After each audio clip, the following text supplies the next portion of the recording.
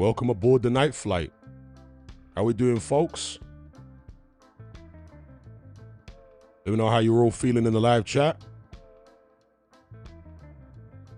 My name's Hatman and I will be your captain for this flight. Will also be the in-flight entertainment. Shout out to Jelly Mode, Railway Unboxing Fan, David Fisher, Iron Kira Malcolm. Yes, Rastafari.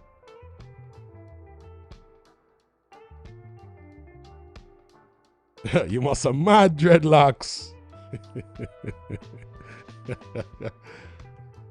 You must be mad. Yeah, salute. Just wait for a few more people to join the chat before we start getting into some topics, whatever you guys want to talk about, be it boxing or anything else. You know how we do on the night flight? Nice and easy, warm and breezy.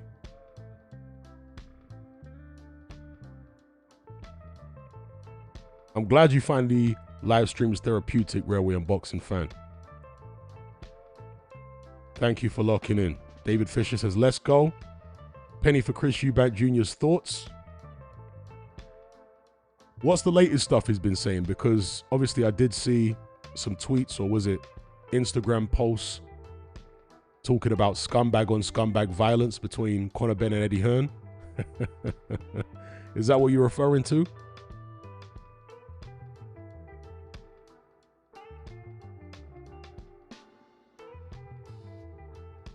Yeah, big up Mr. Luca. Do I like crossover movies? Define crossover movies. What do you mean by crossover movies? Just movies that are really popular, or what do you mean?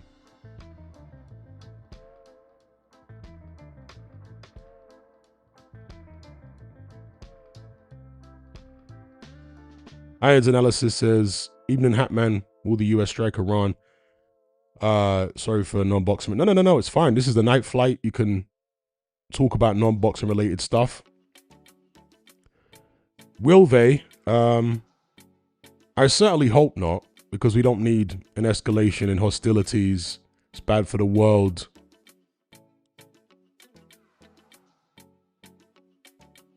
I don't want to will it into existence. Maybe that has no relevance on whether this thing happens or not, but I wouldn't be surprised if they did. Let me answer it that way. I wouldn't be surprised if they did, but I'm hoping they won't. I'm hoping that cooler heads prevail and these large-scale conflicts can be, if not avoided completely, then minimized.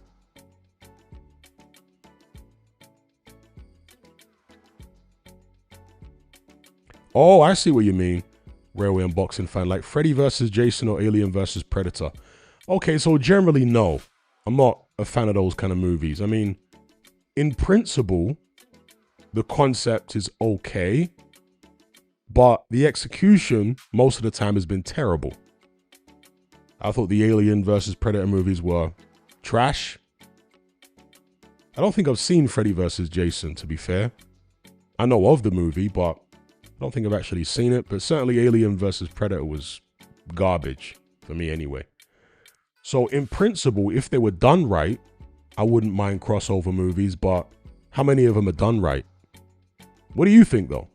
Do you like those kind of films?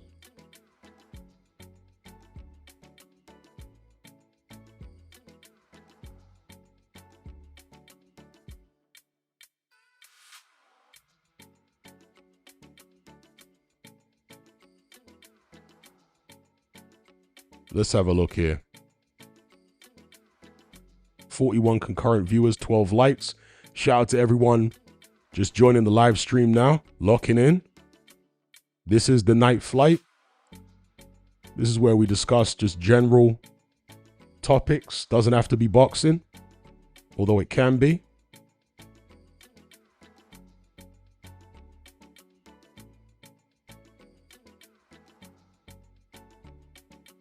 Shout out to Pro Cala. Hatman, I'm doing my first bit of advocacy in the magistrate's court in front of judges as a trainee solicitor tomorrow. Any advice for public speaking, as I'm quite nervous? I once heard someone give this advice with regards to public speaking. I don't know whether it'll work for everyone or it will have the opposite effect. But they said, imagine everyone who you're speaking in front of doesn't have the trousers on. Now that could actually be quite traumatic, but the effect that it's supposed to have is, in your mind, to think of everyone that you're speaking in front of to be the ones in an embarrassing position. And if they're in an embarrassing position rather than you, you're not going to feel so nervous speaking in front of them. You see what I'm saying? A lot of it has to do with, truth be told, confidence. Yeah, confidence. But where does confidence come from? Confidence comes from ultimately an element of ego, right?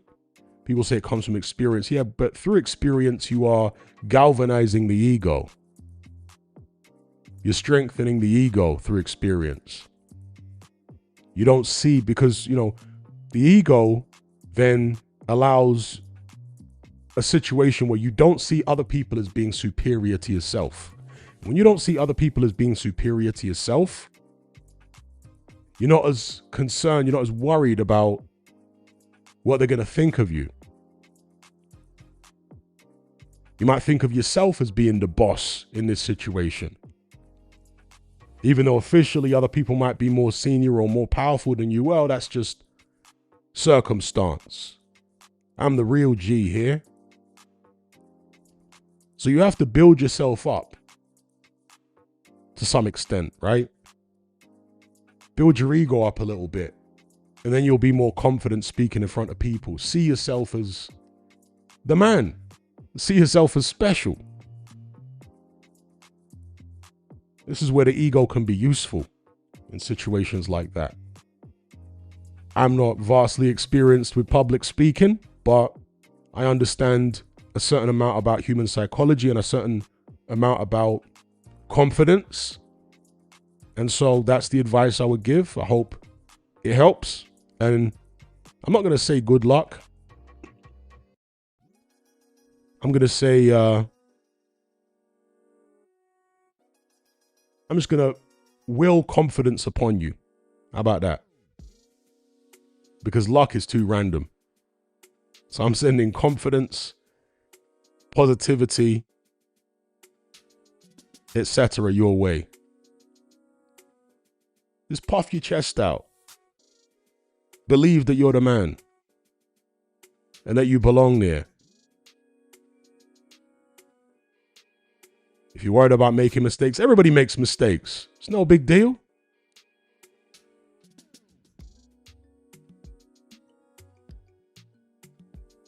Debiaka says these YouTube lives are public speaking, Hatman. Well, there's a difference between doing a YouTube live, especially when you're not on camera, but even if you were on camera, as opposed to speaking in front of other people in person. It is a bit different. But big up Debiaka.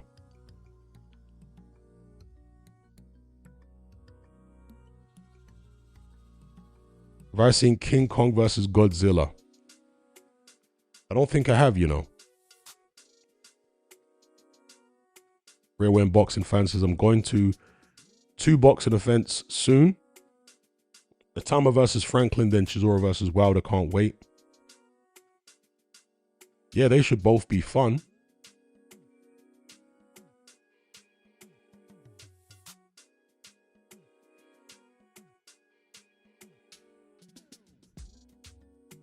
JJ says, can Usyk just fight a top 10 mandatory already? I guess you mean a top 10 heavyweight, because a mandatory would be number 1, right? Most of the time, at least, the mandatory would be the number 1 ranked fighter. I'm cool with Usyk fighting anybody in the top 10 as a voluntary, because he has been fighting either unifications or mandatories for the past few years. So if he were to have a voluntary defense against somebody in the top 10, I got no issue with that. But he doesn't even appear to want to do that right now. He was chasing a Wilder fight, Andy Ruiz fight, then a fight with some kickboxer. Like, these are not current top 10 heavyweights.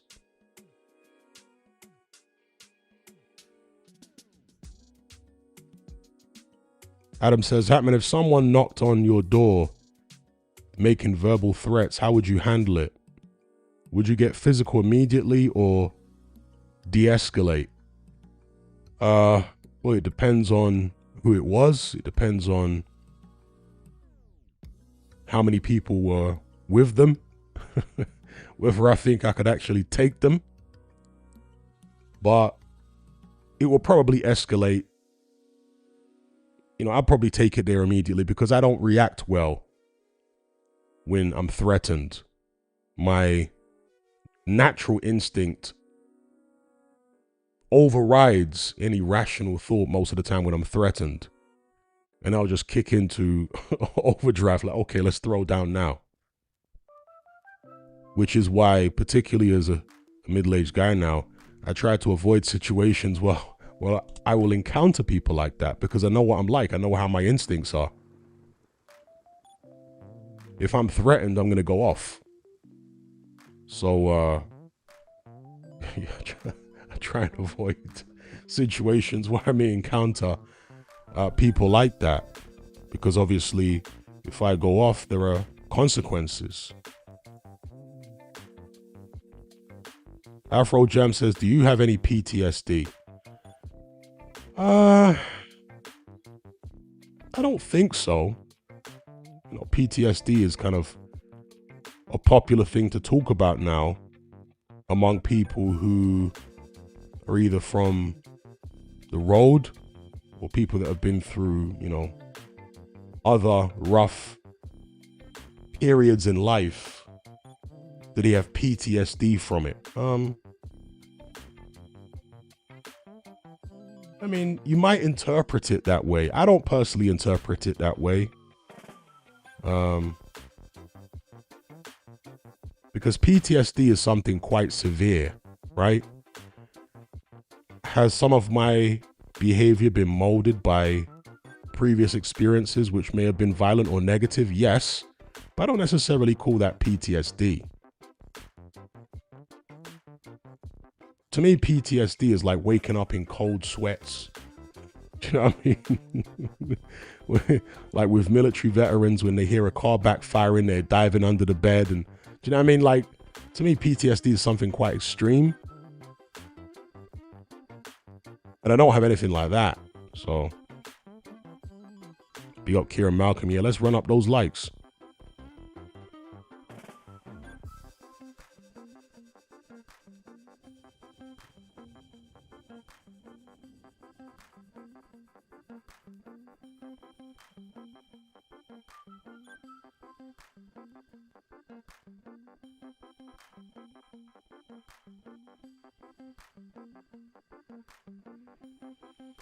Well, the last time I was in the UK, I went off.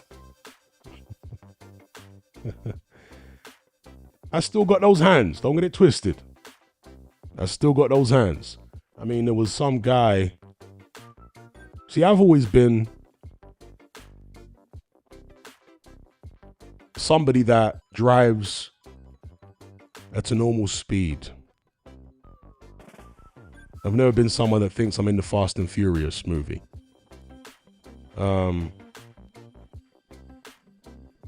So when I was in the UK last, there was this incident where I was driving in a 20 and there was literally no one on that road, bro. And it's in an area I was not familiar with. These council swines put cameras in 20-mile-an-hour zones now in London. You guys know that? Oh yeah, they put cameras in 20-mile-an-hour zones. And they don't always show up on the sat nav either. So anyway, I was driving through a 20-mile-an-hour zone. There was literally no one there. And all of a sudden, this guy in a van drives up behind me, literally bumper to bumper, flashing his lights. It's an open road, bro. You can just take over. What's wrong with you? So anyway, as he drives past, he looks across and starts swearing at me and, you know, flipping the bird and all that kind of stuff. And I immediately go off. So I'm cussing back at him. He overtakes me and then pulls over. So I stop my car. I pull over. I get out the car. He gets out of his car. He sees me. He gets back in his van and drives off. So I start chasing him. I'm mad now. Red mist has descended. I'm chasing him. He stops the car again, and I'm thinking, why did you, like, what's he doing? Why? He stopped the car before, but then he drove off when he saw me. Now he's stopping again, but this time he stopped and he let a girl out. So I guess the girl was demanding to be let out because she don't want to be, you know, in danger. So he let some girl out of the van, and then again, at this point, I weren't sure what he was doing. So I got out again. He let the girl out of the van and he sped off at high speed in his van, ran a red light.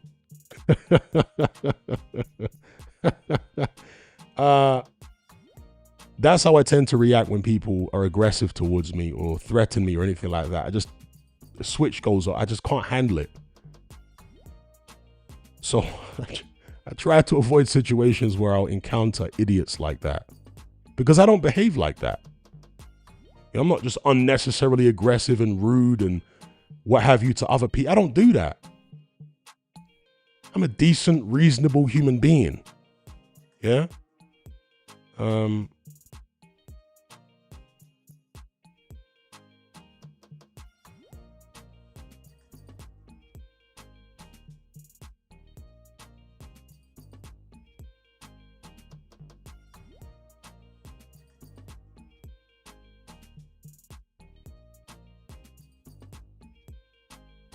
Shout out to,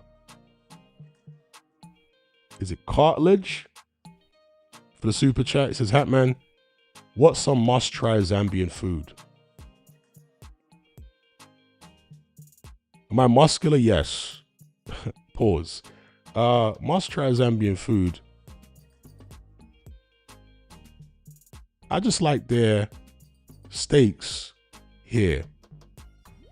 The quality of beef is very good. And they cook T-bone steaks. You know, they grill T-bone steaks a lot.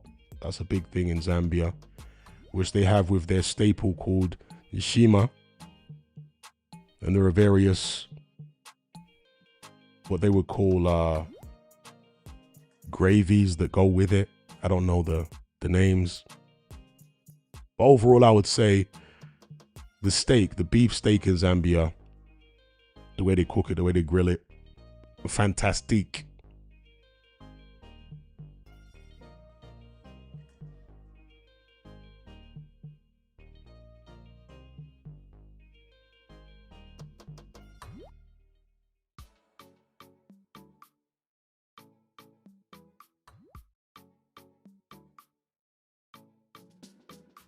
Kira Malcolm says, from the Blackwall Tunnel to central London, it's 20 miles an hour.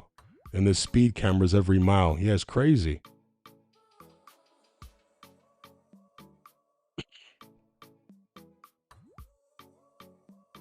They're making it damn near impossible to drive in London these days. It's really not enjoyable at all, is it? Congestion charge, ULEZ, 20 mile an hour zones. And you know, the gaslighting BS that they come up with to justify it is they say, oh, well, we're fighting congestion. Oh yeah, you're fighting congestion by reducing the speed to 20 miles an hour. How does that make sense? That's going to increase congestion. The gaslighting is crazy.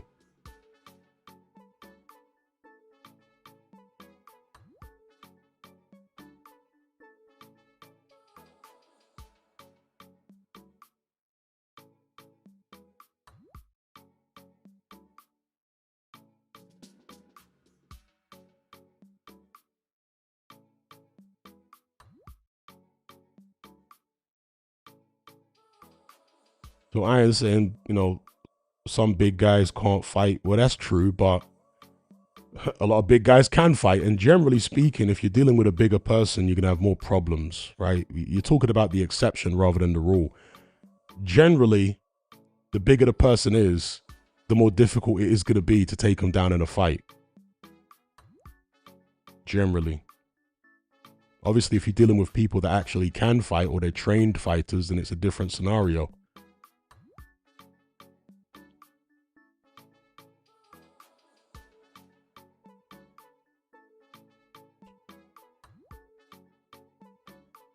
What age was I when I was in my overall prime of life? What do you mean physically? Physically, I want to say maybe my early 30s, late 20s, early 30s.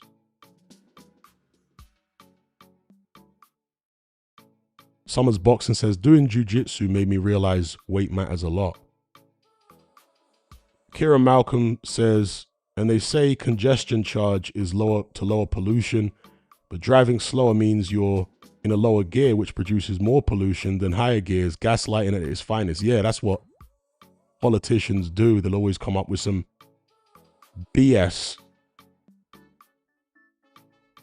some cover story.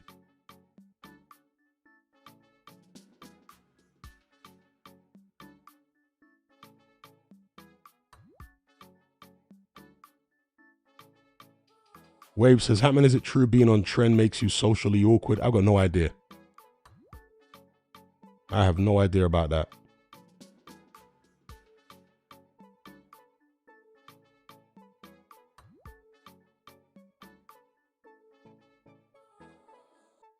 People are always asking about how big I am, pause, and all this kind of stuff. So for the sake of people that are asking these questions, do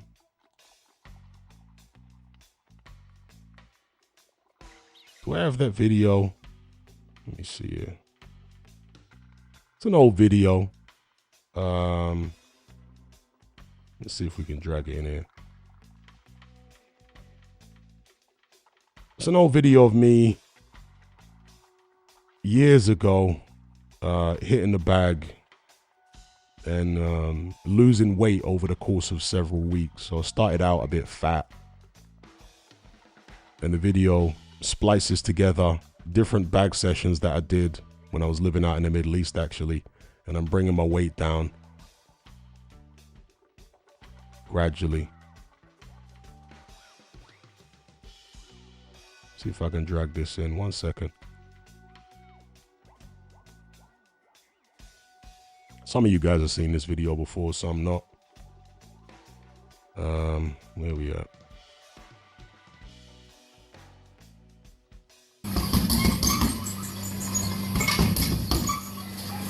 There you go.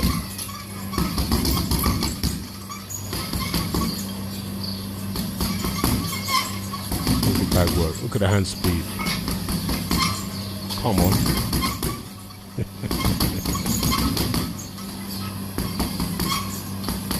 Is the sound playing with the bag work? I'm not sure. I don't think it is actually. For you guys. It is for me, but I'm not sure it is for you guys. So I got the hands. Don't get it twisted. I got hands. So when I hop out the car in some road rage thing,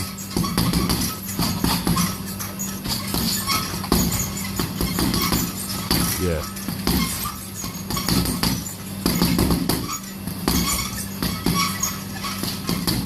You could see the weight I've lost earlier on in the video. The weight comes down, the arms get more toned in the back and all that stuff. And obviously, you know, a strategically placed camera. I'm not moving my head that much because I'm trying to stay anonymous here.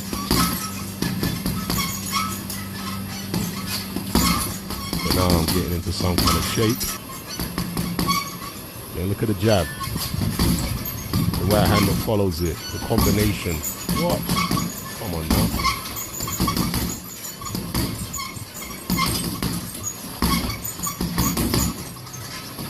So I was always fast. Like even as a kid in school, I was always like good at sprint, 100 meters and all that kind of thing. I was always like an explosive body type, fast twitch, explosive and all that.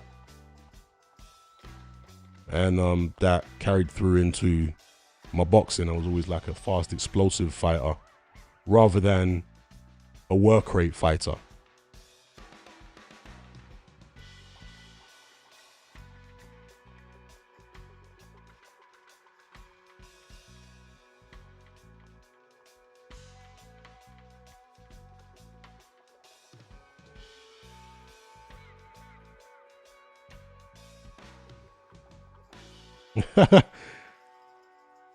Ganzoy says Hatman is like a parent on those old school cartoons where you never see the face, just the legs. I like that. Like the auntie in Tom and Jerry. You know, you only ever see her legs. But many of the other parents, it was the same. It's true. Those kids' cartoons, you'd only see the legs.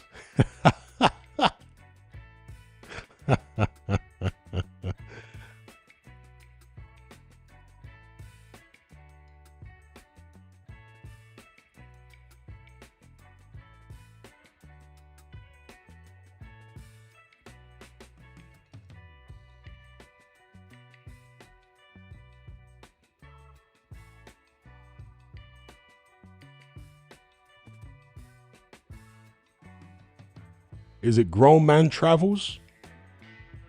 It says Rakim, Kane, Redman, Nas, Common. I'm looking for a previous comment. What's the context? Are you asking who's the best or who you prefer? Or are you making a statement that they're your favorite rappers? What's the context, please?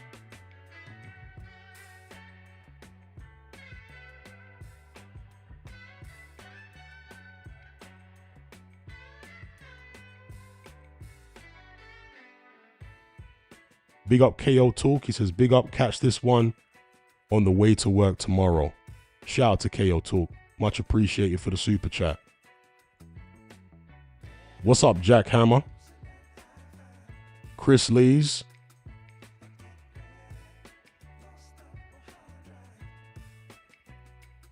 Big up Stu the Q.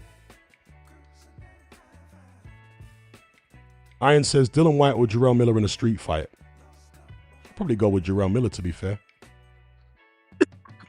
He's such a massive guy. And they both got kickboxing backgrounds. If Jarrell Miller gets hold of you, how do you get him off you? You know?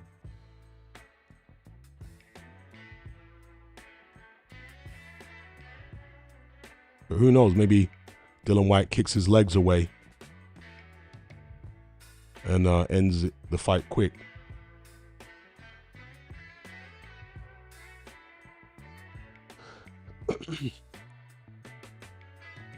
Wave says, Hatman, what country is better to go, Dominican Republic or Colombia for a holiday?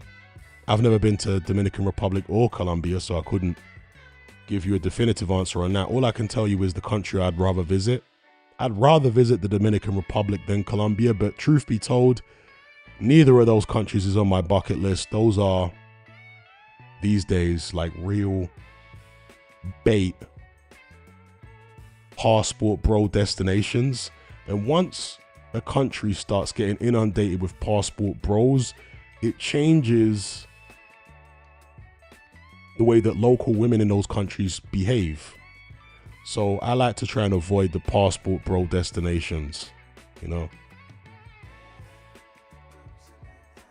That's assuming you're going over there to even date for a couple weeks or whatever the case. If you're not going over there for those reasons, then what do you prefer culturally and as far as maybe the nature? And I'd probably go Dominican Republic, since it's on an island and There's nice beaches and all that kind of thing.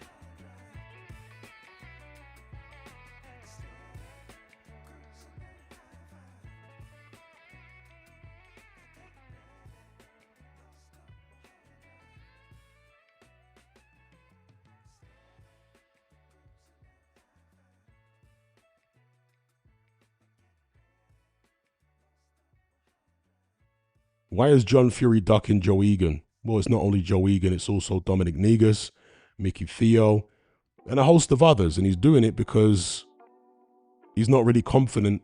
He's not as confident in his ability to fight as he makes out. That's why.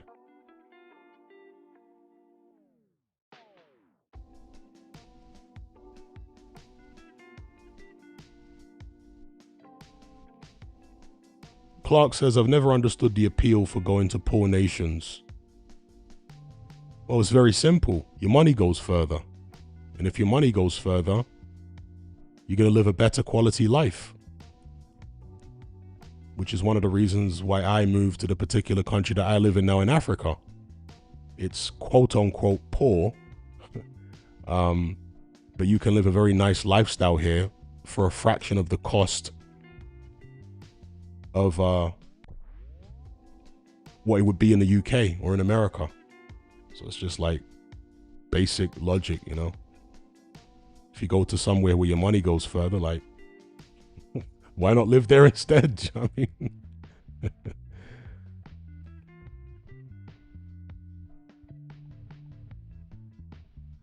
Casa says Thailand has been completely ruined by mass tourism and long stayers, especially in the south. It's starting to really upset the locals.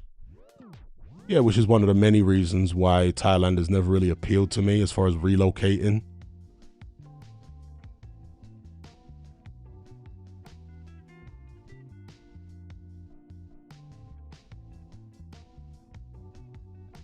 Big up HC. He says, hand speed looks good. You'll be able to handle yourself if Connor try run up on you like he did to Duke and the Gad. Shout out to HC for the super chat. Yeah, I wouldn't be at all concerned if that little pipsqueak ran up on me. Wouldn't even need to throw hands. I'd just literally pick him up. You know what I mean? And throw him across the road.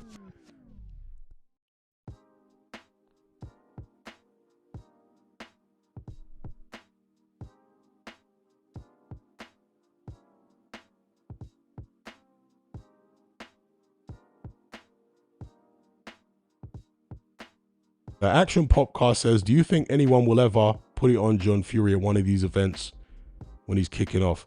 The thing about John Fury is that he's very strategic, and he often turns up at these events with at least one of his sons. You know, it's not like he's turning up on his own. So he's very strategic. And that's obviously going to prevent some people from having a go, because Shane's there, John's there, Shane's there, Tyson's there, maybe Tommy's there, although people probably won't be that bothered about him. But also other people, you know, from the broader Fury clan will be hanging around. And that's something that people might miss, you know. So if they caught John on his own, if John was turning up to these places on his own without anybody else, somebody probably would have stuck it on him already by now.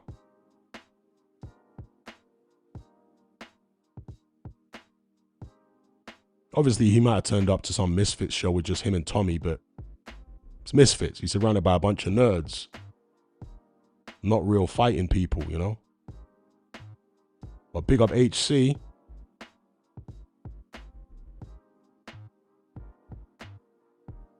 HC says, Thailand is becoming super bait. I used to love Phuket 15 years ago. Yeah, that's why I like to go to kind of obscure places to avoid what you just talked about. I heard of a channel called Rated R Brothers. No, I don't think I have.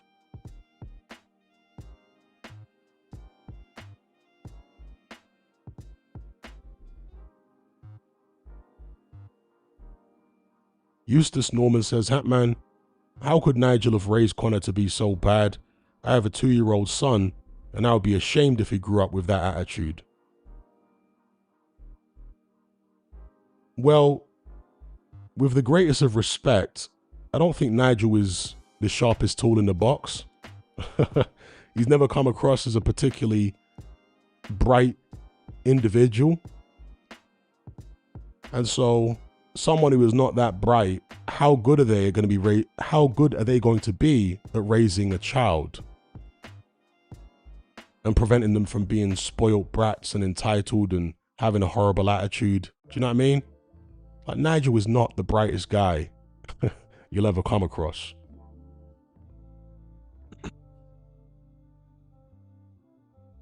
Good evening, Chris Ward Music. How you doing?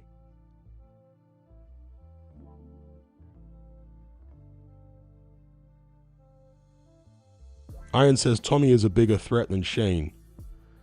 I don't know about that. In a boxing ring, maybe. I don't know about in a street fight. Big up Hannibal Beats.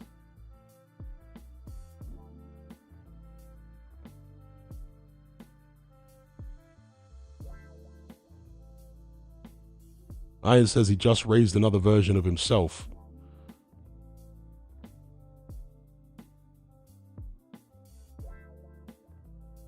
Yes, I did watch the Ben McClellan fight live back in the days. Not in person, but on the television, on ITV. It attracted something like 17 million viewers. And I've always said that that is the best fight I've ever watched live on television, was Ben McClellan. Obviously a tragic ending, but watching the fight at the time with my younger brother, I mean, we were just gripped. The atmosphere was so intense, and you could feel it, you know, through the screen, how intense the atmosphere was. You could see Frank Bruno at ringside banging his fist on the canvas in that orange suit. Don King next to him. Obviously, Frank Bruno supporting Ben, Don King supporting his guy McClellan. It was like a bear pit in there. That was at the old London Arena, the one that was owned by Frank Warren. It was just feverish. And the fight was incredibly intense. So, yeah, I did watch it live at the time. In the old ITV days.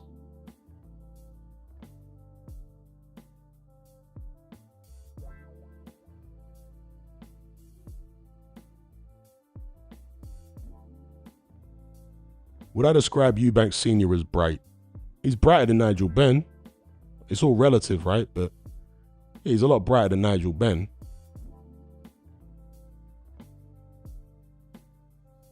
Yes, it was Hannibal Beats. Ben McClellan was like a Roman gladiator match. It had that kind of atmosphere where the crowd was baying for blood.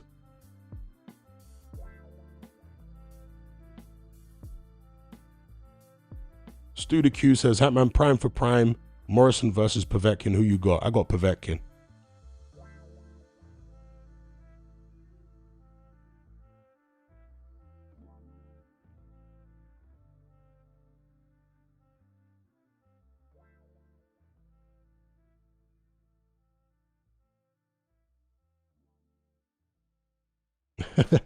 Shout out to Evil Uncle Phil. He says, John Fury acts like there's not videos of him getting battered on the internet. And since those videos have come out, he's now trying to fall back on this notion that he's never lost a street fight, which I don't believe for a second. Oh yeah, I got beaten a boxing ring a few times, but that's because I barely trained and this, that, and the other. But I never lost a street fight though. Yeah, okay. BS. Lenny McLean used to make the same claim that he never lost a street fight. I mean, Lenny McLean wrote a book. I guess it was an autobiography or whatever. And in his book, he claimed to have had like 2,000 or 3,000 street fights and never lost one. I mean, what a load of absolute rubbish. But you know, some of these old school hard men are extraordinary liars. It's not like Lenny McLean wasn't a rough guy and didn't have plenty of street fights. I'm sure he did. But 2,000 to 3,000 street fights and never lost one? Absolute crock of ish.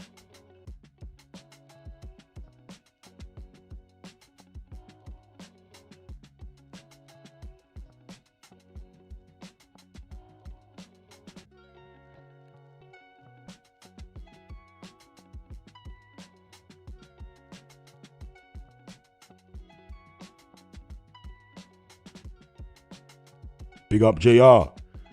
Good evening, good evening. Indeed, Jelly Mode. 100 on the hard road. Arr. The angry John Fury. I mean, just think about what a scumbag John Fury is. When he was raging like that, he went up to Steve Bunce and threatened to headbutt him. Steve Bunce was standing there minding his own business. Steve Bunce has been like a Fury fanboy, sycophant, butt kisser for decades. Well, at least over a decade. But that's what the Furies think about you if you're a sycophant. Yeah, they might be happy with you, but they've got no respect for you. You see what I'm saying? But imagine John Fury's like 60 years old and he can threaten someone who has been nice to him the whole time he's known him. Can threaten him like, I mean, what kind of out of control, narcissistic bully is John Fury to do that to Steve Bunce? I don't even like Steve Bunce, but I'm just being objective. Like, John Fury is just a scumbag, bro. That's it.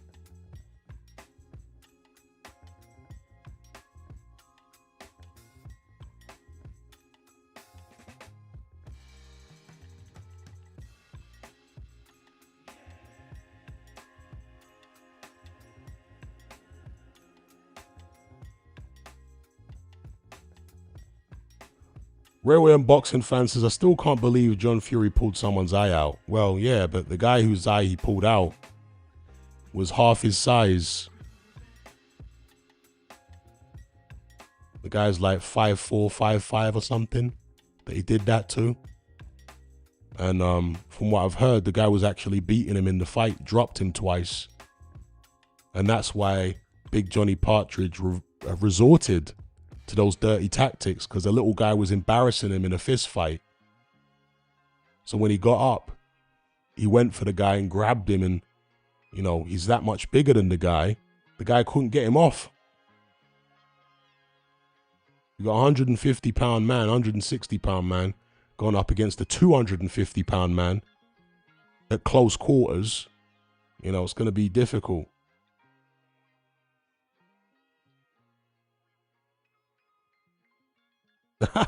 Evil Uncle Phil says he's still triggered when White said he looked like Steve Bunce and took it out on him.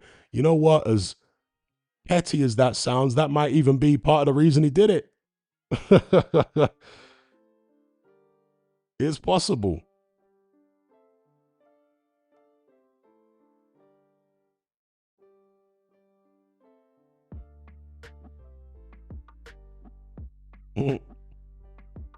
Chris Ward says, John Partridge, king of the pygmies.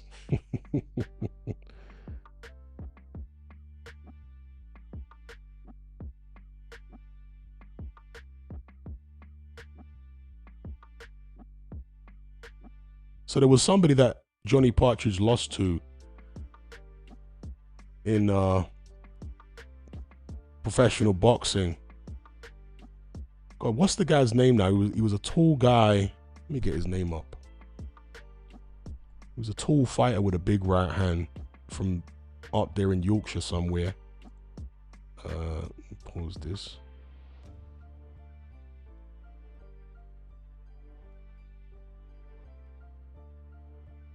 Some of you guys are probably already putting the name in the chat. What was the guy called now? I'm looking at John Fury's box rec here. Where's the guy that I'm looking for? Neil Malpass. So there's and he's actually recently passed away, I think, Neil Malpass. But yeah, Neil Malpass was from Yorkshire. He was a heavyweight boxer back in the days.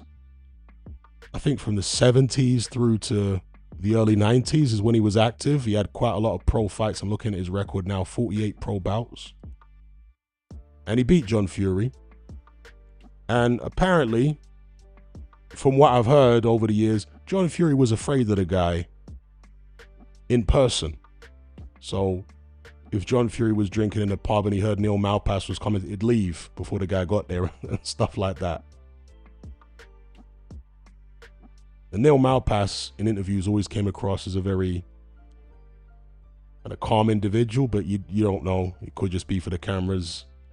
You don't know what he's like when he's drinking, right? Or what he was like. But either way, that's what I've heard about John Fury and Neil Malpass, that John Fury was kind of scared to be in his presence and would leave if the guy was showing up and all that kind of thing.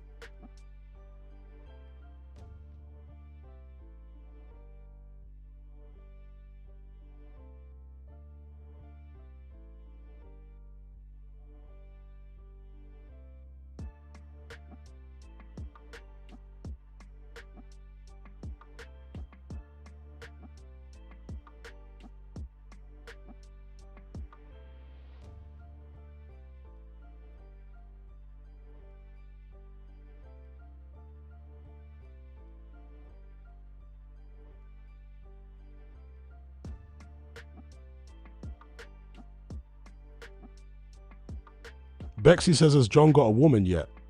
Well, apparently getting women has never been difficult for Gypsy John Partridge. I mean, have you seen the number of kids he's got? I don't think getting women has ever been his issue. How many sons has Gypsy John Partridge got? It's a lot of them. He's probably got daughters too that we don't hear about, but we hear about his sons because they all try their hand at boxing, don't they? Have you ever been to Ghana? No, I haven't. And I'm not in a particular rush to go there either. Shout out to the Ghanaians. I've known loads of Ghanaians over the years.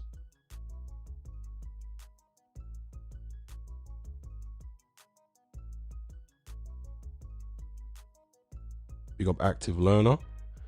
Why not? It's a bit bait, Ghana. It's expensive compared to other African countries. It's small. My perception is, I've never been there, but my perception is there's more of a Western influence than there is in some other African countries. I'm talking about modern Western influence. So, yeah, I'm not really in a rush to go there, to be honest. There's plenty of other places in Africa which are cheaper. There's more to do, more to see, less bait, less touristy. Because Ghana's, as I understand it, quite touristy. It's one of the tourist hubs of West Africa. Ghana, the Gambia, those two places in particular. In the Anglosphere anyway, right? In the English-speaking world, if people are going to go to West Africa, they'll generally go to Gambia or Ghana.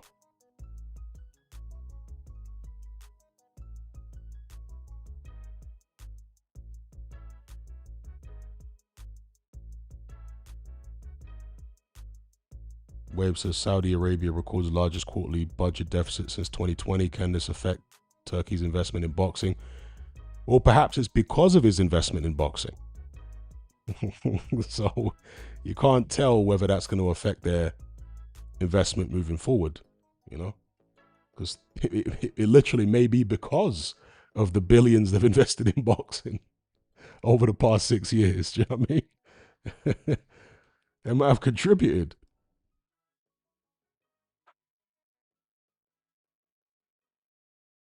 Shout out to JR. He says, I visited my friend's cashew farm in Ghana. I really liked it.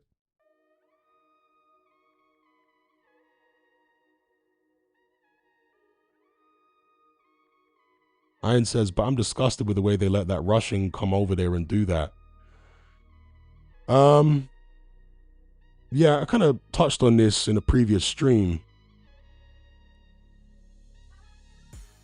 There are different ways you can look at that situation, but the way I look at it is, how did the men of those countries allow the women like that to become so prevalent? You see what I'm saying? Because as I understand it, several of those women, and some people have said all of those women, were married. So how did the men of those countries allow it to get to such an extent, the degradation of their culture get to such an extent where the women would just sleep with a random Russian guy? Do you know what I mean? Because if you go to poor Muslim countries, it's going to be a different story. Not like you won't be able to find anyone, but it's going to be a lot more difficult and you're going to encounter a lot more problems. You see what I'm saying? Because they don't allow as much effery and foolishness.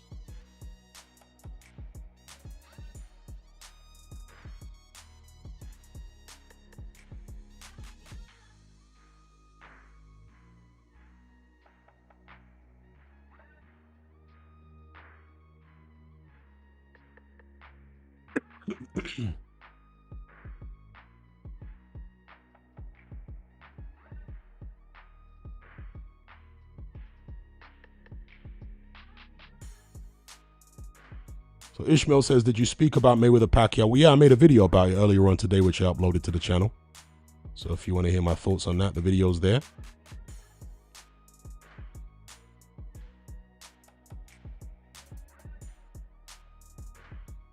Casa says it's there in Dubai, UAE, Pakistan. It's just there hidden.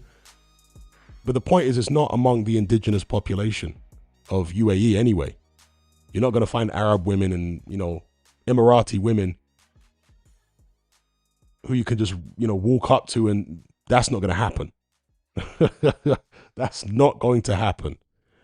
In somewhere like Pakistan, which is a very, very big country, yeah, there's that, but you're still not going to be able to do it as openly as the Russian guy was doing it in Kenya and Ghana. You're going to encounter problems. You might even wind up brown bread if you go to Pakistan and just walk around. Do you know what I mean?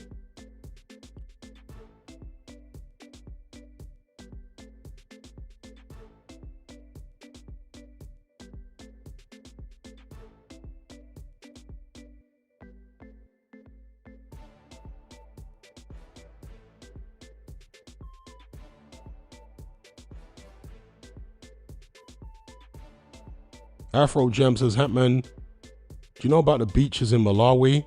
Probably the nearest beaches to you. Well, Malawi is landlocked, right? The same as where I live is landlocked. And they have a lake, a big lake in Malawi where they have beaches on that lake. But they have the same thing in the country I live in. They have lakes with beaches, which I'm not particularly interested in.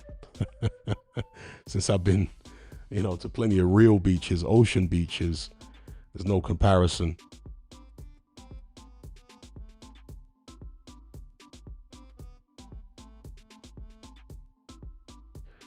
Shout out to Ali. He says, Hatman, what were you saying about Pakistan? I was saying about Pakistan, I'm not sure if you saw, but there was some Russian guy who was basically engaging in sex tourism in Ghana and Kenya.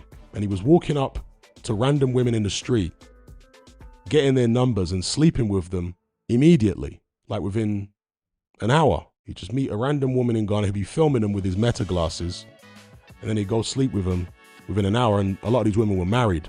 And what I was saying was, it would be far more difficult to get away with doing something like that as a foreigner in a place like Pakistan or in any Muslim country. I'm not saying you couldn't end up doing it, but it would be more difficult to get away with doing stuff like that. You're more likely to encounter either women who will reject you or men who will literally attack you for trying to do that to their women. That's what I was saying. Big up GMS Nightmare for the super chat. He says, I see why you said you have faster hands than Haney. Yeah, it's not cap, bro. I'm not the kind of person that will talk myself up regarding things that I'm not actually good at. I don't do that. If I say that I got quick hands, you can take it to the bank. I got got them hands. I got quick hand speed. Obviously, there's a lot more to being a great fighter than having quick hands. Do you know what I mean? Ultimately, my boxing career didn't go anywhere. But for whatever it's worth, yes, I did have fast hands and I could punch.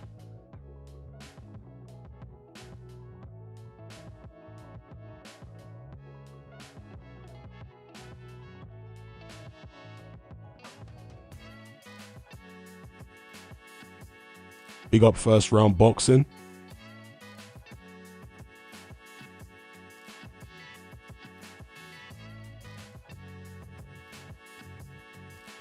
I love this beat, by the way. This beat just reminds me of a boxing event.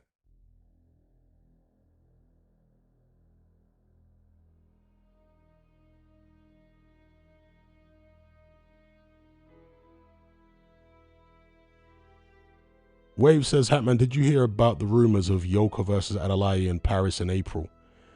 I've not heard about that, but that's a decent fight.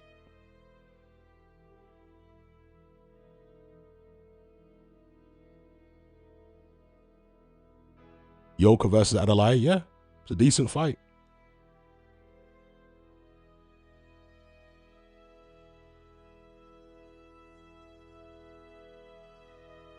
Adam Fitzpatrick, who you got, Hatman? Benavidez or Ramirez? I'm going to go with Benavidez. I think Ramirez is underrated, but both guys are obviously coming up from originally 168. So they're going to be a similar size. I just like the speed of Benavidez and the creative offense. Not many people talk about how creative Benavidez's offense is and why that's why he's so effective. Yeah? Very, very creative offense. Throws unusual punch sequences to open you up. He's got an underrated jab, very good hand speed, stamina, you know? So, yeah, I'm siding towards Benavidez. I'm leaning towards Benavidez in that fight.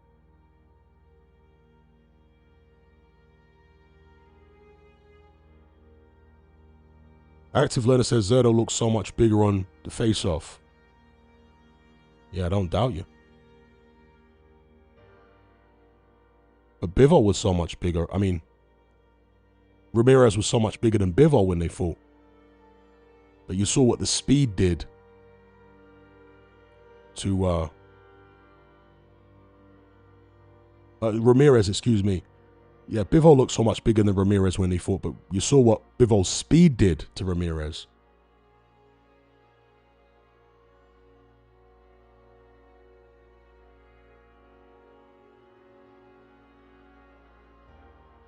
Corey King says, Hatman, why do you think you never made it as a boxer? Was it skill, circumstances, or something else? Well, to say made it, I mean, I didn't fulfill my potential, I would say, from a physical perspective. And that was down to a combination of circumstances and also a lack of mental strength, ultimately, because could you call it mental strength or is it a physiological thing? I don't know, but I struggled to be able to train the way I needed to be able to train whilst also working full time. I would be so tired from working that when I got to the gym, I had nothing left. And I would always underperform in the gym and underperform in sparring, all that kind of thing.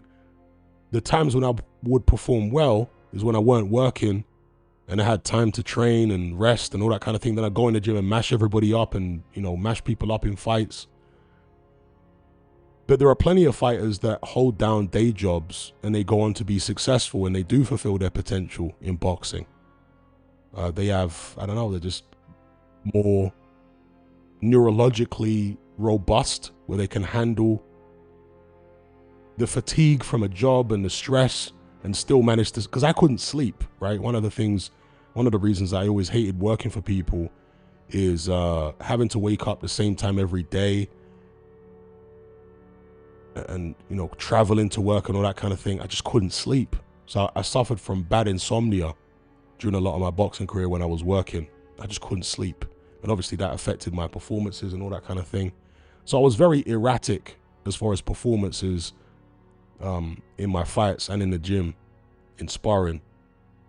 When I was on, I was a beast.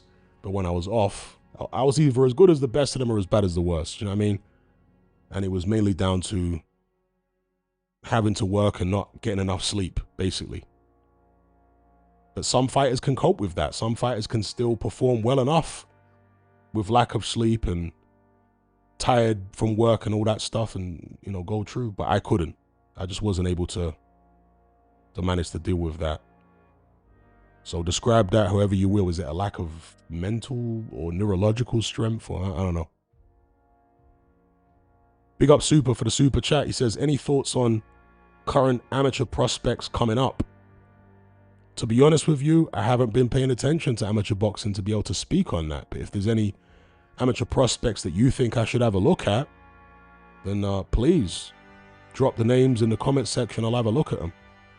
Because, yeah, truth be told, over the past couple years, I really haven't been keeping my eye on amateur boxing. The last amateurs I was really keeping an eye on were the likes of Moses Itama. Before him, Bakadir Jalilov, because he was so high profile, winning the Olympics several times, etc.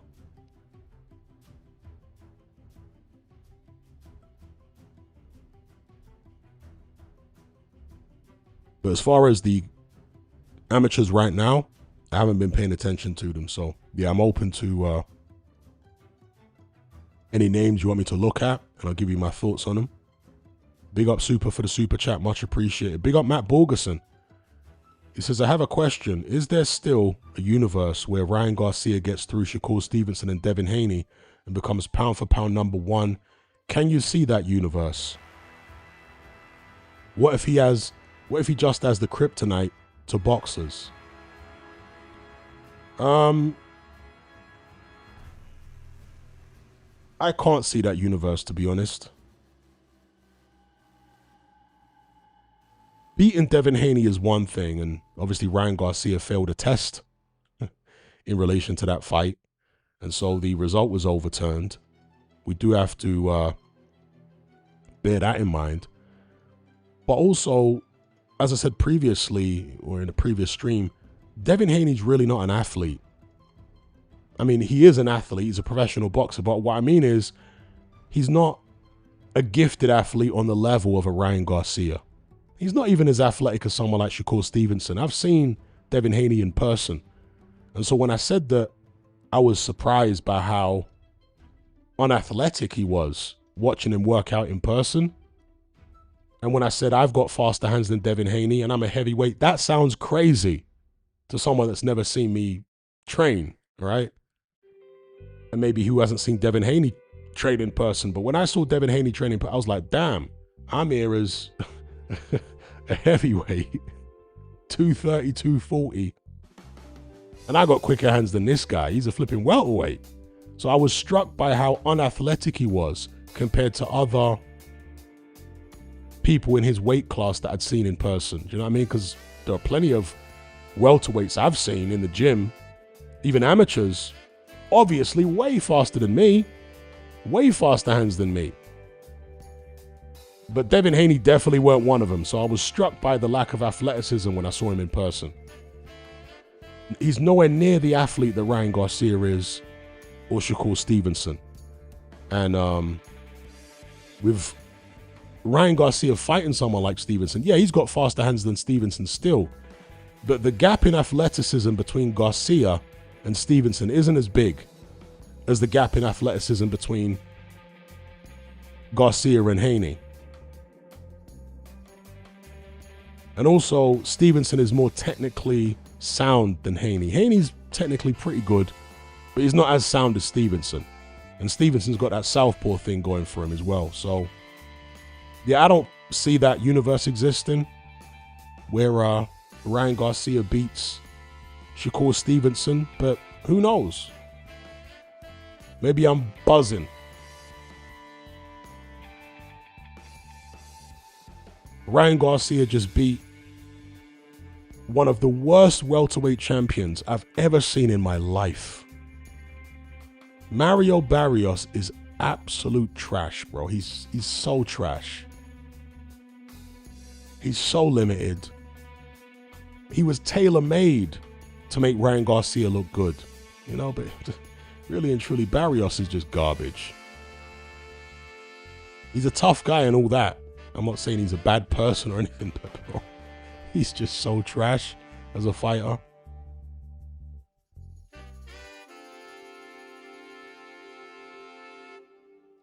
Shout out to Matt Borges, and he says, on the Gervonta comeback, who do you see him fighting? I'm assuming it's probably going to be for a title attempt at 135 or 140. That's if he comes back. What's going on with his legal situation? Is he getting locked up?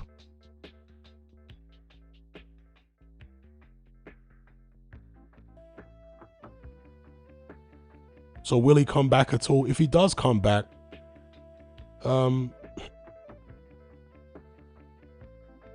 we have to look at the way Tank Davis's career has been steered up to this point. And he is a prize fighter in the truest sense of the word. He's about the bag. He doesn't really care about legacy or titles necessarily. He's all about the bag. And if he goes up against anyone remotely formidable, he's looking to handicap them the way he did with Brian Garcia.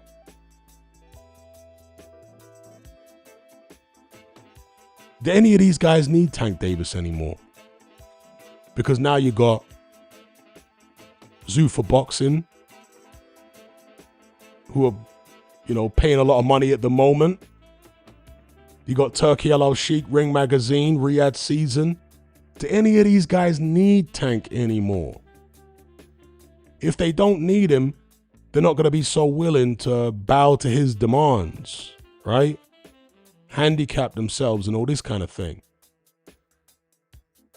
And that may limit who Tank Davis can fight. And so if he does come back, he's probably going to continue where he left off, fighting obscure opponents. Maybe he'll fight Lamont Roach again. Do you know what I mean?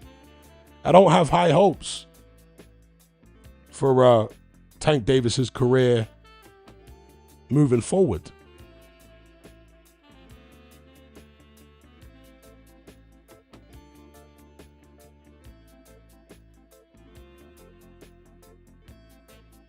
Matt Borgerson says, I think they do if they want the kind of American audience to pay attention to them on a large scale. Well, I don't think that's the case anymore, to be honest, because Zuffa Boxing is really concentrating on the American boxing scene, and they got crazy money behind him. They got this well-known figure in Dana White. So a lot of these guys who might previously have looked at Tank as a come-up are thinking, well, we don't need Tank anymore. Dana White is there, right? We can build our profile by ourselves without needing to beat a Tank Davis to get there. You see what I'm saying? Whereas with Riyadh Season, Ring Magazine, yeah, a lot of that stuff was over in Saudi and maybe wasn't getting the kind of coverage that some fighters would want in America. But with Zuffa Boxing, it's in America, baby. I mean, I'm sure it's going to be global too, but primarily based in America with a face, Dana White, that everybody knows, a brand name. So yeah, I don't have high hopes for Tank, bro. I think Tank is a wasted talent. Matt says, I disagree. Zuffa's numbers are doing horrific. Well, Zuffa just launched, so you can't expect their numbers to be great right off the bat. They haven't even had any big shows yet. The shows they've had have been low-level, kind of low-key fighters. So, of course, early on, their numbers are not going to be good. But, you know, once you have big names fighting on Zuffa shows, best believe the numbers are going to be great. And the big names are coming very soon. So,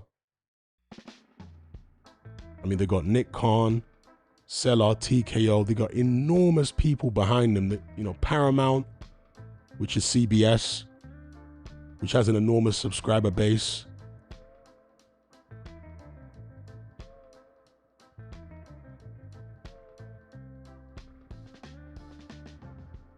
Big up Matt for the super chat.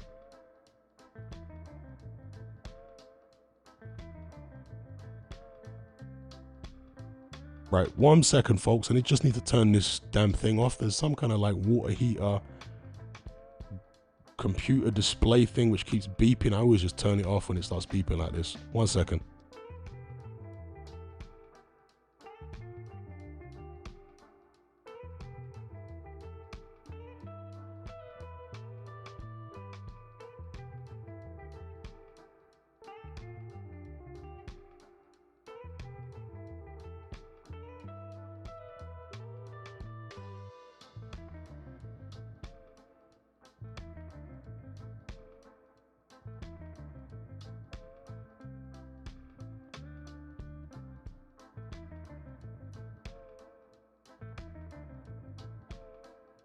There we go, that's better.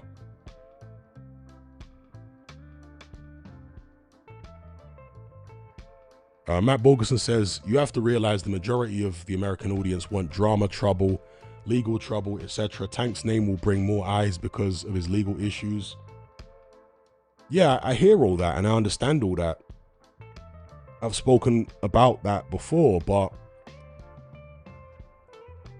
we're talking about whether other fighters will be so desperate to fight Tank these days, high profile fighters as they used to be. And I'm saying they won't be. I'm saying they won't be because ultimately most of these fighters are drawn in by money, right?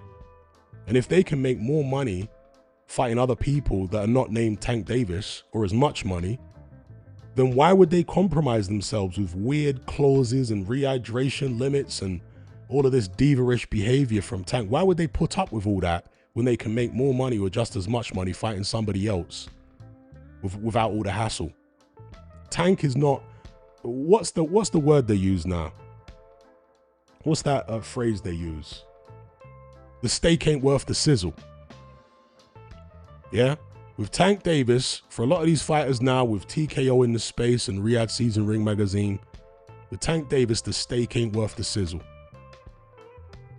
So I don't think any of these big names are really going to be bothered about fighting him.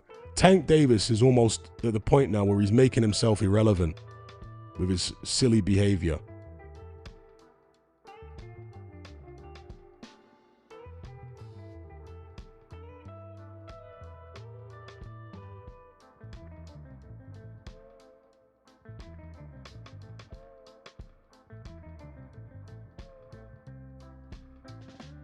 That's a great point, Telstar. Who wants to risk signing up to fight Tank when the fight could get scuppered with his legal troubles? I mean, he was supposed to rematch Lamont Roach, right? What happened to that? Yeah, Tank is a very talented fighter, but he's just an idiot.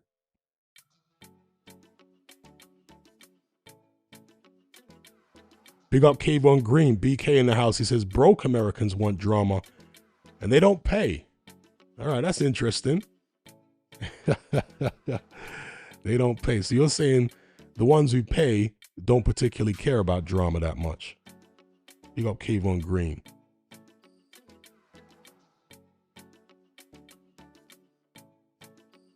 Iron says, Stank Davis needs to call it a day. Tired of him. Corey King echoing those sentiments. If Stank had a brain in his head, he could be an all-time great. Telstar, yeah, read Telstar's comment there.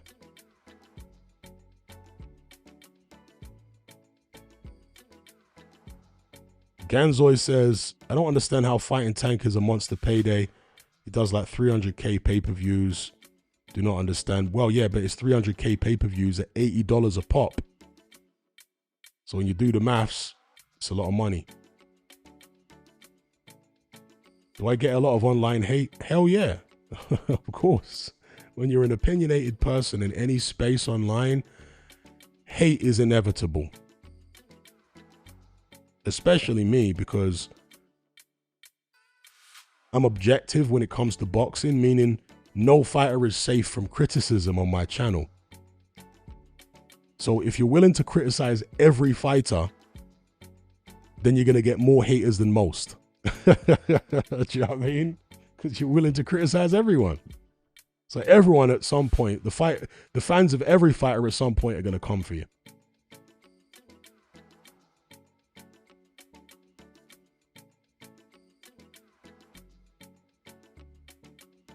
Little Jacob says, I think Adrian Broner's antics rubbed off on Tank. I think it's just a case of birds of a feather flock together. I think those two became cool because they are cut from a similar cloth. You know what I mean? A big up Matt for the super chat. He says, I just spent 3 days in NYC with a wife. NYC went downhill, man. It feels so old, so unrenovated. Subways are old. Smell like Gareth A. Davis's leather jacket.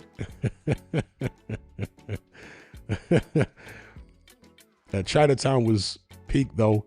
Cheap, delicious food.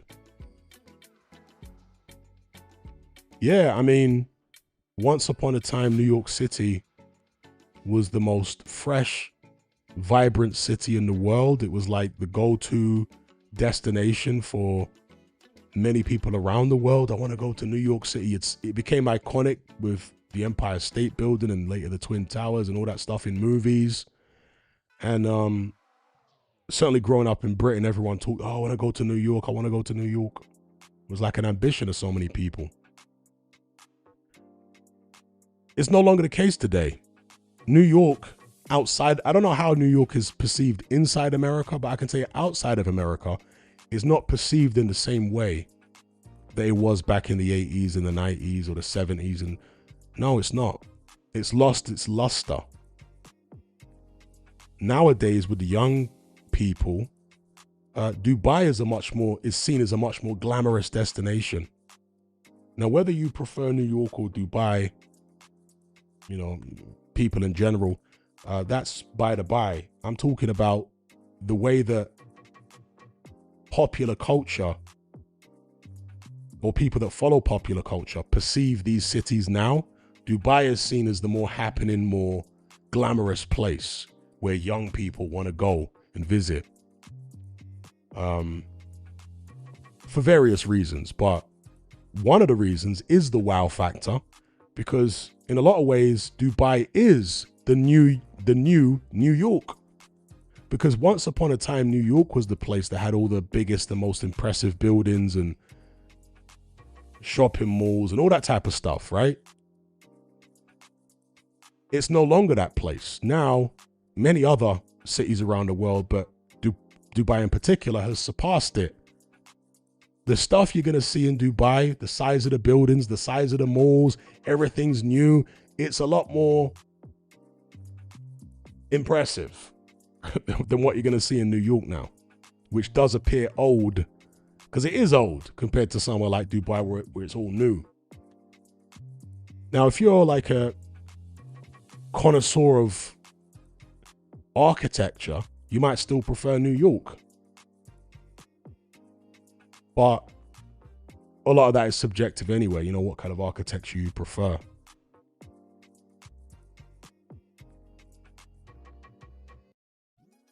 But yeah, I'm not surprised New York is looking unrenovated. Subways are old and smelling like Gareth A. Davis's leather jacket.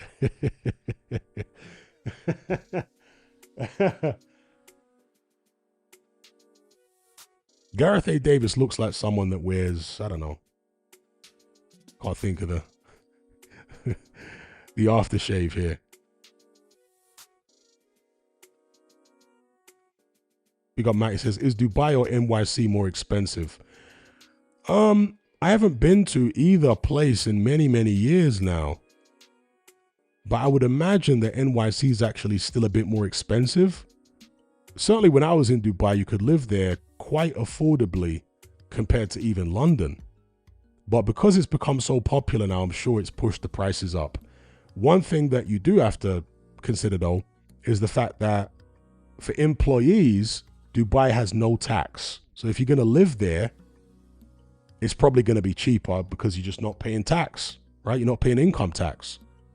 Whereas in New York, the state taxes are high, and then you got federal taxes as well. Whereas Dubai, as an employee, there's no income tax.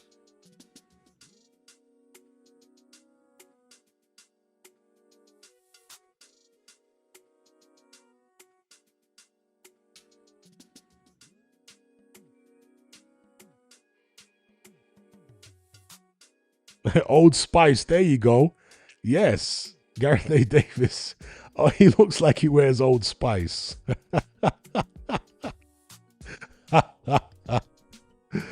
That's the aftershave I was thinking of. What would be the equivalent of, okay, somebody says, David, of cool water. What would be the equivalent in the UK? It'll probably be Brute, right? Brute was the equivalent of Old Spice in the UK, right? Yeah, Old Spice. Yeah, Hannibal said it right there. Brute aftershave. There you go. Brute or Old Spice. That's what he looks like he wears.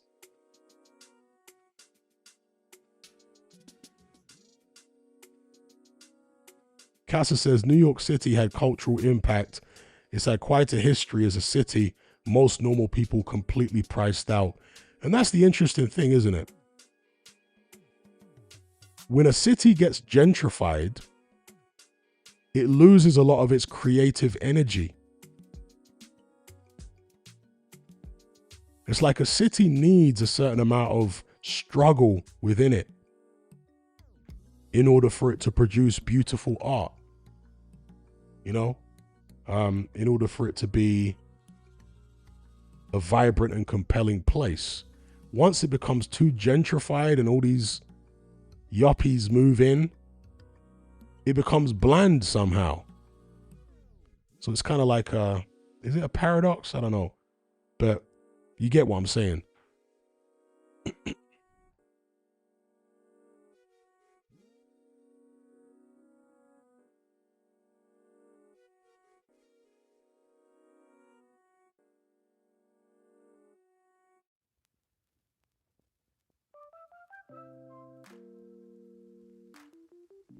Yeah, the whole jaywalking thing in America is strange.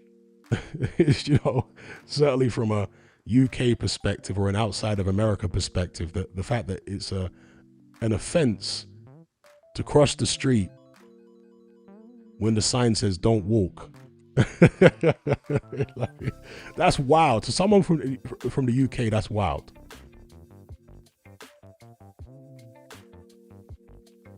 But then again, there are things in the UK that are wild to Americans, such as having to have a license to own a television. To them, that's super wild.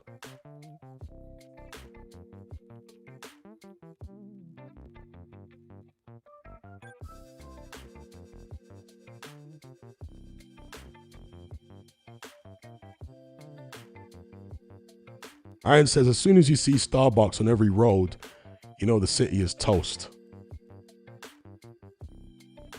Starbucks or Whole Foods. The Imperial leather. That's another one that Gareth A. Davis could wear. Yeah, Imperial leather.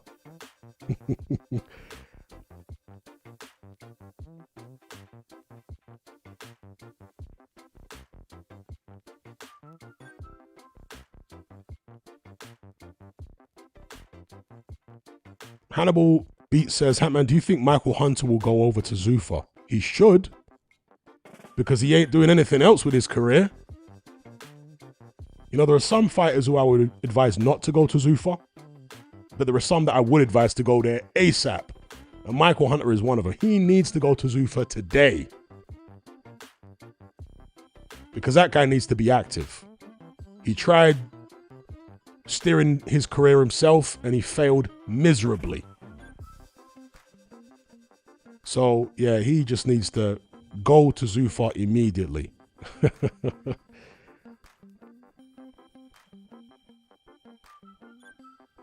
Matt says, do you think, and big up Matt for the super chat, Davis uses grease or Soul Glow?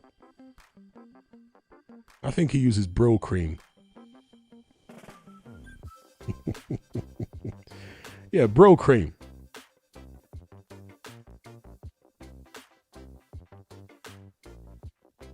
Star Fox says the only tipping Brits seem to know about is fly tipping. Yeah, Brits don't tend to tip because in Britain, the baseline level of salary or wage that service staff gets is higher than it is in the United States.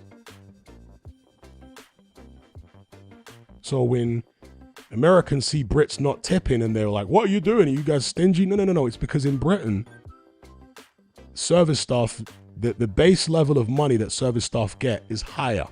So they don't need to get a load of tips in order to make a living wage, right? And because of that, in Britain, service staff generally are, let me not say, certainly in places like London, service staff are usually terrible. They're usually terrible attitudes. They're not friendly at all. Terrible service, because them offering you good service or them making a living wage isn't contingent on them doing a good job, right? They're getting enough money to live on without tips.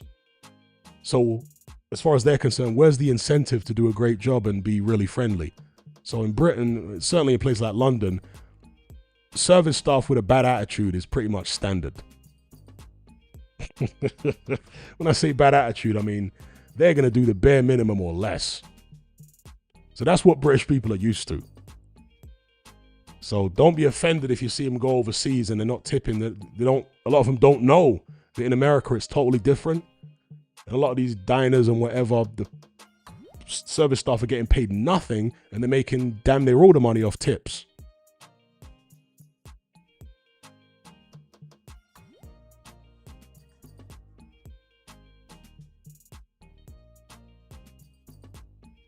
Big up Kayvon Green.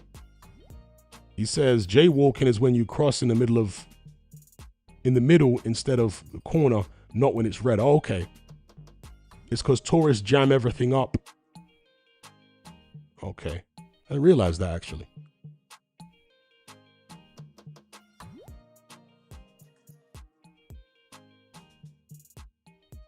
But still, in the UK, you can do that and it's not an offense. You can cross anywhere and do anything and there's no offense. Big up Kayvon Green. BK in the house. Afro Jam says Hunter should retire. I seen him last year and he was talking about he is the only heavyweight who can beat Usyk. You know, yeah, you need a license to have a TV in the UK, Kayvon Green. That's right. It's a weird thing, but you actually need a license in the UK to own a TV. Now, a lot of people don't own licenses, TV licenses in the UK. But legally you're supposed to. I mean, for example, I never owned a TV license.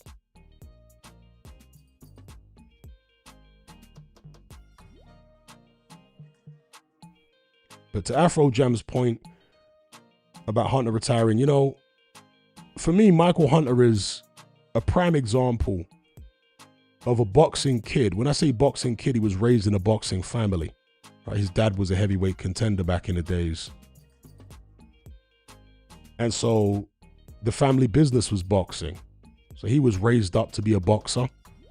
But I don't think it was ever his love. I don't think it was ever his passion. It's just all he knew. It's all he was raised to be, was a boxer. So he went into that. And he was, you know, somewhat good at it. But he's never struck me as the kind of guy that really loves it. He just does it because it's what he was raised to do. And I think the way his career has panned out kind of proves that to be the case. There's no passion there for boxing with Michael Hunter. It's just a hustle, a means to an end, you know? There's no love for the craft there.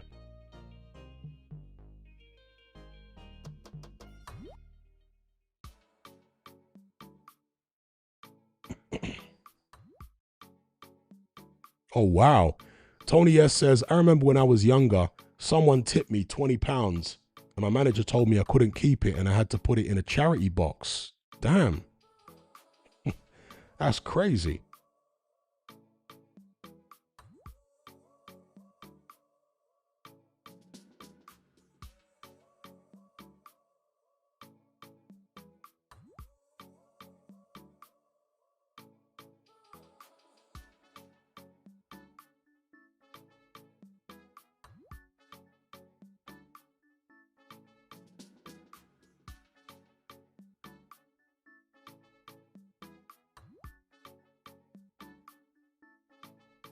In fact, I think Jarrell Miller's another guy who should join Zuffa. Jarrell Miller, Michael Hunter, those kind of guys who are on their last legs, yeah, they all need to be joining Zuffa.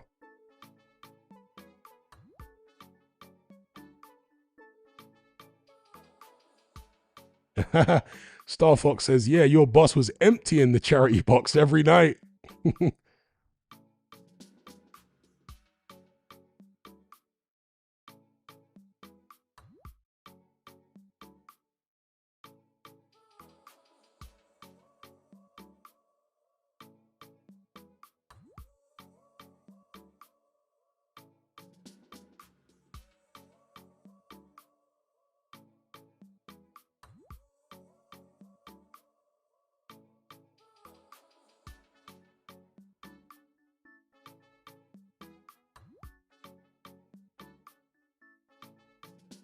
Well, yeah, as other people are saying, the TV license fee in the UK is to fund the BBC.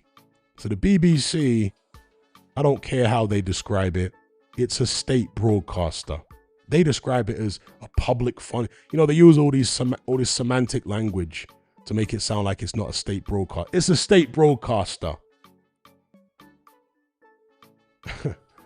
It's not as overt in its state propaganda as many other state broadcasters are, right? But it's still a state broadcaster because there's this TV license thing, which is just a tax. Anyway, without getting too bogged down in the weeds, yeah, the UK license fee is to pay for the BBC, to fund the BBC. The BBC does not run commercials. It doesn't run adverts. But obviously the wild thing is, if you own a TV and you don't want to watch the BBC, you still have to pay the license fee legally. That's when you know it's a state broadcaster, because what kind of public funded thing would be mandatory for you to pay for it even if you don't watch it? So yeah. You pay per household, not per TV. Last I checked anyway. I think you pay per household. So each household is supposed to have a license if there's TVs in there. And now they've tried to extend it because there's a lot of people not paying it now. So now they've tried to extend it to even streaming platforms. Oh, you need a license even if you don't have a TV, but if you stream things on your mobile devices or on your computers, we want a license fee for that as well, which is ridiculous, right?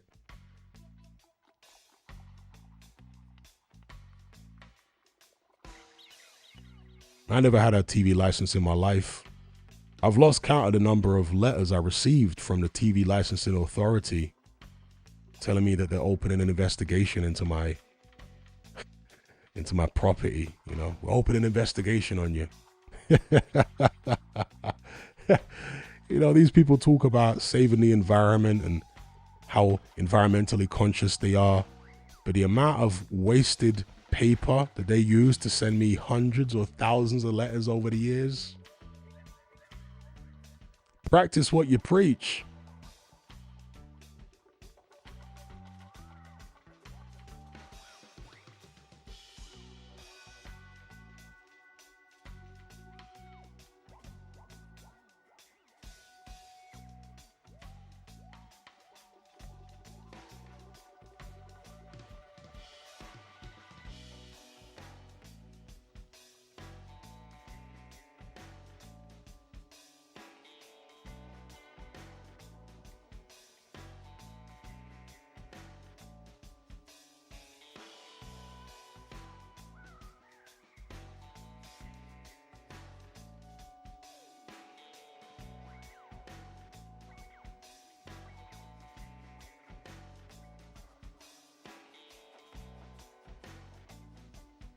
Yeah, I remember that Telstar. They said they had a van that could detect whether you had a license or not. That was all overhyped. I mean, if such vans ever existed, there must have been so few of them. But that was all like fear-mongering hype.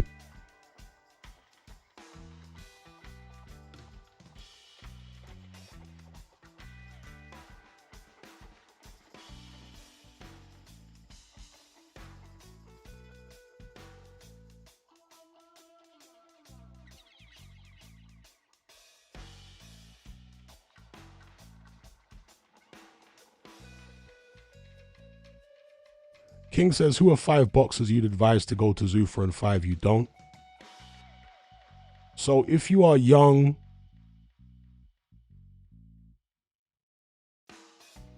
talented, and have the potential to be a big star, I would advise you not to go to Zuffa.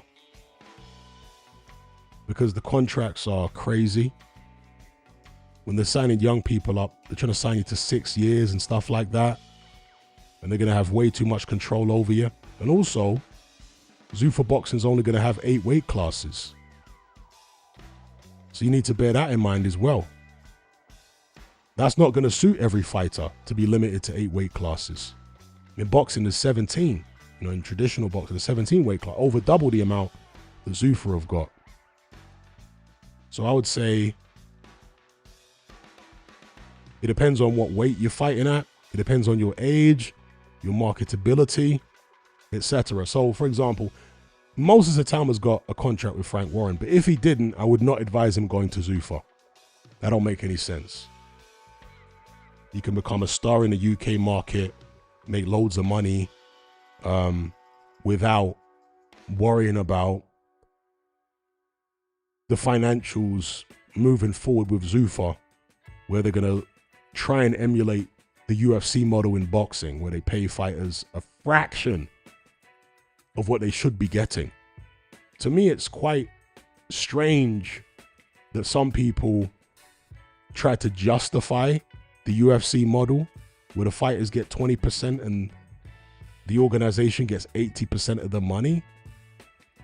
And they say, oh, fighters get paid too much. What are you talking about? So fighters get paid too much, but promoters don't? So it's okay for promoters to be getting 80%, but it's not okay for fighters to be getting 80%. How does that work? Like, the math ain't mathing for me. What are you talking about? I think some people are just jealous of fighters. They shouldn't be getting that much money because I don't have money. Well, life is unfair. Do you know what I mean? I appreciate what fighters do. And I think they should get paid in accordance with the risk they take and the ability they have and the entertainment they provide. Meaning they should be getting the lion's share, not the promoter. The promoter's just there to promote the talent. Without the talent, there's no show. Without the talent, no one gets paid a penny. In the traditional boxing model, it recognizes that fact. In the Dana White UFC model, it doesn't. It fleeces fighters where the promoter's getting 80% and the fighters are getting 20%. Hell no. And I've kind of equated it to capitalism versus communism, right? Obviously, UFC exists in a capitalist society, but it's an analogy. So in communism, okay, everyone has a job. There's no unemployment or very little unemployment. But if you're a talented, exceptional person, you are now severely limited as far as how much you can monetize your talent. There's a very low ceiling which prevents you from making the most out of your talent commercially. You'll be limited. You get your wings clipped. That's communism, right? In capitalism, okay, you can say there's more inequality, there's a lot more unemployment, but there isn't the low ceiling for talented people. It's easier for you to actually get wealth and money in accordance to your talent, right? You can maximize your income based upon your talent a lot better in a capitalist society as opposed to a communist society where you get your wings clipped. You get punished for being exceptional. And that's kind of like the traditional boxing model versus UFC.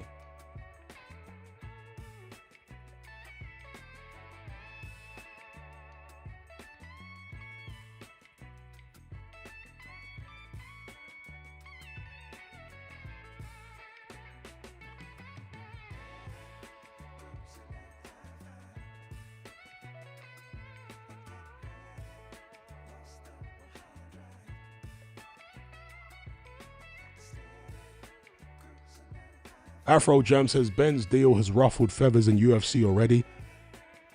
It has to have, right? Because Conor Ben, who's never come close to winning a world title, who's basically just a gimmick fighter at this stage, being paid $15 million reportedly for one fight.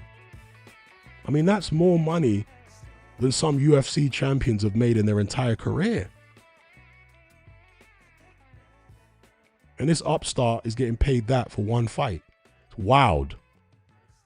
Now, from what I've heard, look, I'm no UFC connoisseur. I'm no MMA connoisseur. I don't know anywhere near as much about MMA and UFC as I do about boxing, obviously. But from what I've heard from people that do follow MMA more closely in UFC, they've said that Dana is basically just the face of UFC now. He has very little control over the company, very little influence in the company. And because of his lack of influence, that is what has motivated him to branch out into boxing at this point. Yeah, he's always talked about doing it for years. But the reason that he's decided to do it now is because of his lack of control in UFC at this point. He wants to have an organization that he has more control over again. Now, he's not ultimately the one in charge with Zuffa Boxing either. You obviously got Nick Khan and Turki Al-Sheikh in the background. Paramount as well. But according to these people that I've spoken to, they say Dana's still got more influence in Zuffa Boxing than he currently has in UFC. I've got no idea whether that's true, but that's what I've heard people say.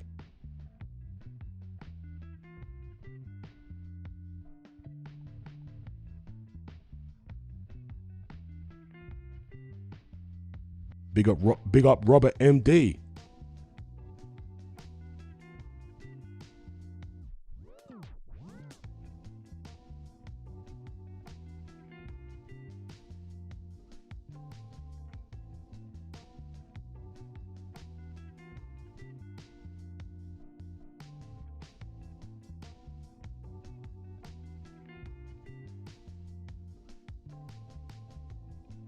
And that's ultimately the point I wanted to make there. So Wave says, prominent UFC fighters are starting to talk out about Zuffa Hatman. The revolt is starting to happen, have you seen? But that's the thing. If Dana White no longer has much control in the UFC, perhaps he doesn't care. You see what I'm saying? Perhaps he doesn't care about the UFC revolt if he's no longer ultimately the man in charge. So he's like, to hell with it. I'm focusing on this Zuffa thing anyway now, so if the UFC crashes and burns, so be it. That might be his mentality now.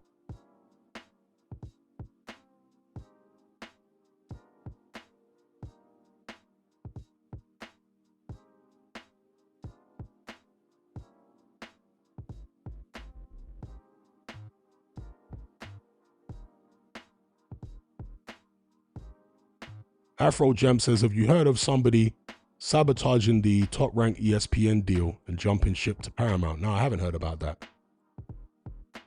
Who's that somebody alleged to be?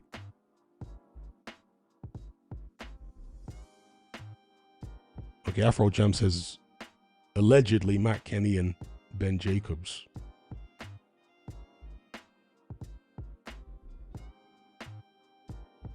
Well, I have no knowledge of that, so I don't know if that's true, but okay.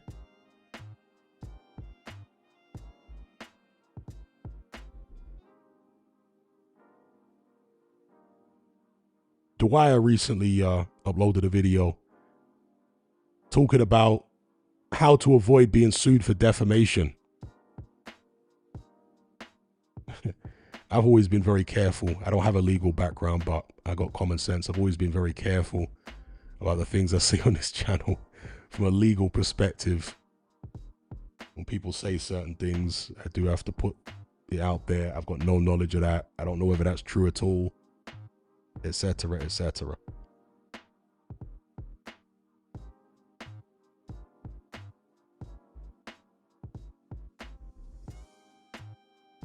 Spinal Tyson says, yes, the UFC is on a decline.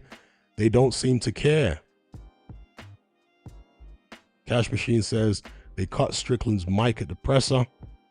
The era of UFC being unhinged and uncensored is over. Yeah, the UFC was uncensored to some extent, but they had this weird thing of where the press was heavily screened. So Dana, you couldn't just ask Dana White. You know, a Dana White press conference was full of a bunch of like sycophants in the audience, you know? So Dana White ran the UFC like a dictator. He would limit the kind of things you could ask him, and and they do it in traditional boxing to some extent, but not to the extremes of Dana White. You know, for him, softball questions were the only questions allowed for the most part with Dana White. Whereas with promoters like Eddie Hearn, plenty of times he had hostile people in the press. You know, at his own press events, it was hostile reporters and YouTubers and all this kind of stuff.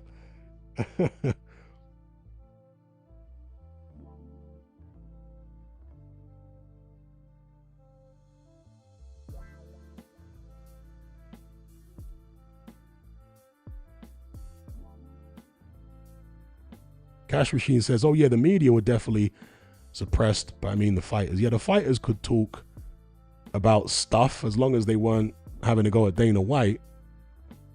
But it's like in the real world, you know? If you go to the Middle East, unlike the West, you're not allowed to openly criticize the government. You'll go to prison. But there are many things you can say in the Middle East which would land you in trouble in the West.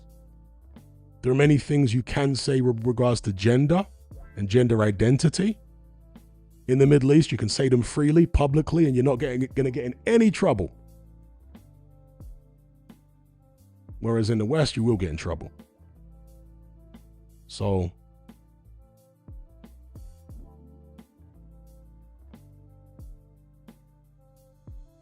Afro Jam says, one championship is already bigger than UFC in Asia and soon in Africa too.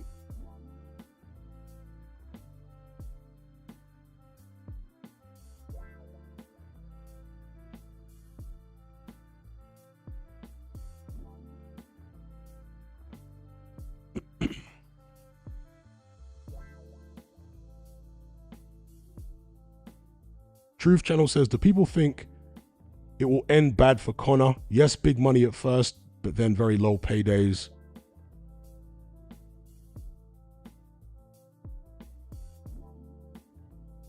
I think it's going to be contingent on results. What kind of results he's going to get will dictate how well or badly it goes for him. Exactly that. Yes, Kylie. That's why Dana used to hate Ariel Helwani, because he would push back a bit in press conferences. Exactly. That's ultimately why Ariel Helwani got ousted. And even now, Dana White talks bad about Ariel Helwani. Look, I'm not somebody that aligns with all of Ariel Helwani's views, obviously. But as far as him willing to critique various aspects of the UFC, that's why he got kicked out.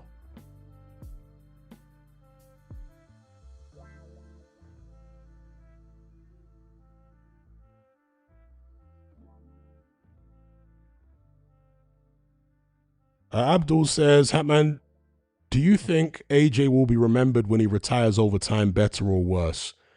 It might actually come down to this final phase of his career.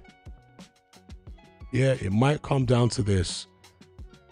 I think AJ will fight Luke Partridge at the back end of this year. I think that fight's going to happen. The way that fight plays out may well determine how AJ is remembered 20 or 30 years from now. Even if he, for example, if AJ wins, or even if he loses, but it's very competitive and a tough fight, he's going to be remembered in a much more fond and favorable light in years to come.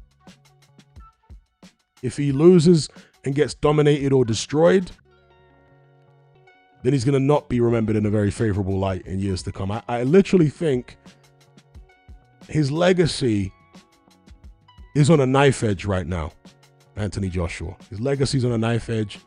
If he were to retire now, he wouldn't be remembered favorably, I don't think. But there's an opportunity there if he can either beat Partridge or push him close, you know, put up a good performance. If he can do one of those two things, I think he can redeem his reputation moving forward. Now, you might think it'll be unfair. Why should it all hinge on how he does against Partridge? I would tend to agree with you. But the question was, how do I think he'll be remembered? And I think for most people out there, that would be a pivotal moment. How he performs and how he does against Luke Partridge, aka Tyson Fury. Because Fury, the perception I have, certainly in the United States, around the world, is that Fury's the more credible fighter. Right or wrong, fair or unfair. He won the perception war against Anthony Joshua. So AJ needs that fight more than Fury does, actually.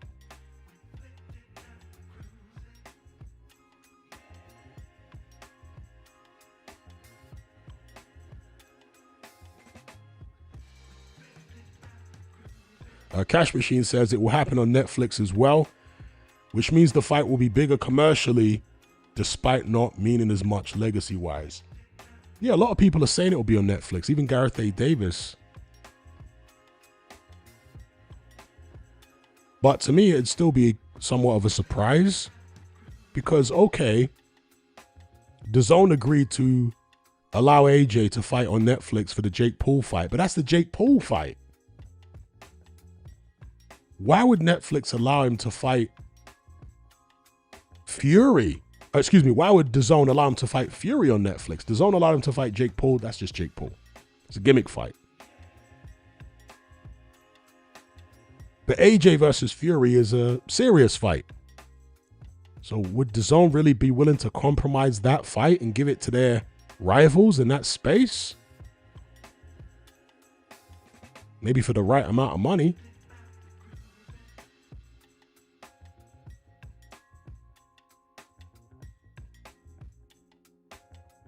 But, you know, the figure would be huge. Simon Jordan recently has been breaking down some estimates with regards to how much money Netflix make when they put on big boxing events. And there's like averages in terms of how much money Netflix make per subscriber. And if you take that average and times it by the number of signups that Netflix get in the run up to one of these big boxing events, you can come up with an estimate for what they're making. And for one of the recent events, Simon Jordan calculated that Netflix would have made several billion from the extra subscribers they gained in the run up to a particular boxing event. Several billion. And they're only, I say only, they're only paying the fighters 150 million combined. But they've literally made several billion. So the business of it, if it's like Simon Jordan described, obviously works very, very well. And if they're making that kind of money, right, from these boxing events, then maybe they can pay DAZN a figure that they will be satisfied with for Anthony Joshua's services in a Luke Partridge, aka Tyson Fury fight. Maybe they can, we'll see. Obviously, I'm hoping it is on Netflix because I don't like the way the DAZN treat their customers. So I'm praying that AJ versus Partridge lands on Netflix.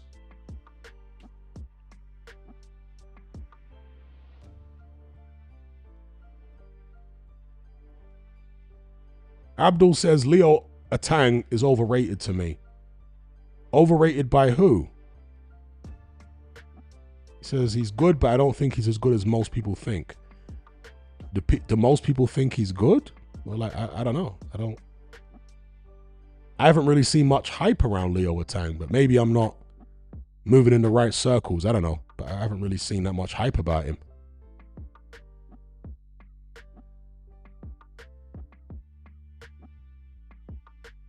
Wave says, did you see Atang blast out the guy in the Wood Warrington card in the first round? Looked super sharp for an 18-year-old. He looks very, very raw to me, Atang. Very, very raw. Nowhere near, not even close to being as polished as Atama was at the same age.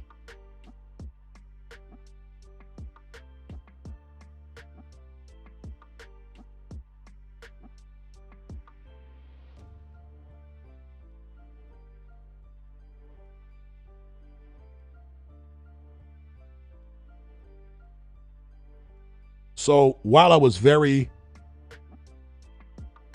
excited about Atama's future when he was 18, 19, I'm not so enthusiastic about Atang at this stage because he's just nowhere near as developed. He's nowhere near as advanced at 18, 19 as Atama was at the same age. He's not.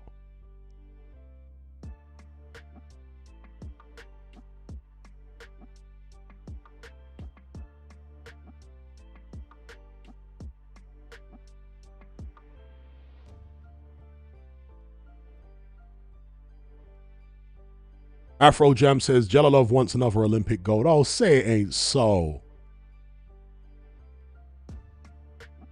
Man, if that guy tries to win another Olympic gold, he's a write-off. What is wrong with that guy?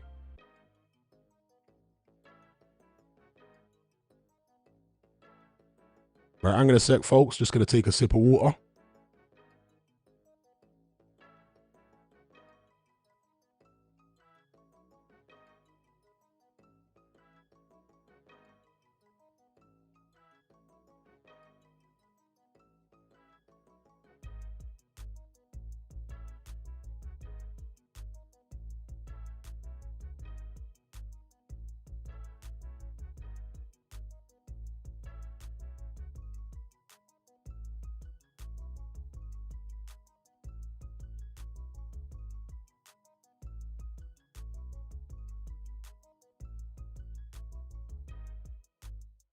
All right, water sipped.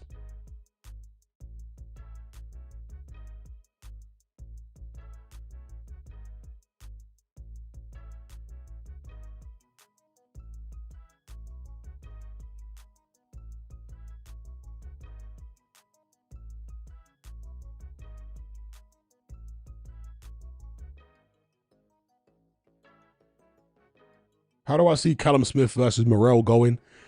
It's a good fight, but on recent form, I'm going for Callum Smith. I think Morrell is damaged goods after the Benavidez fight, to be honest. He's nowhere near as impressive at 175 as he was at 168 because he doesn't have the kind of size advantage. And for two, yeah, I think that Benavidez fight took a lot out of him. So I'm going for Callum Smith.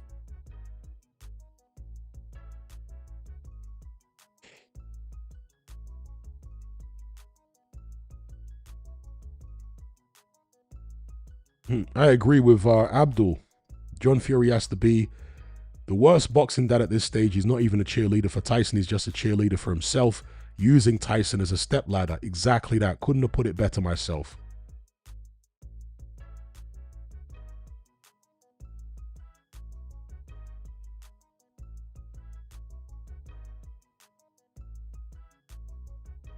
Yes, he did get knocked about in his last fight, Morrell. Morrell's been looking bad for some time now.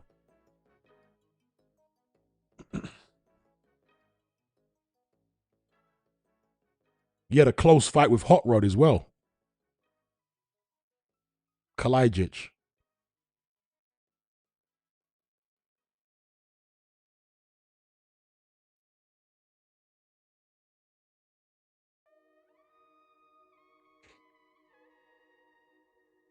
Tony S says, Hatman, did you see that Sun Sport interview with Johnny Nelson? And that sports psychologist? I thought it was an interesting watch. No, I haven't seen it. Was it uploaded earlier on today?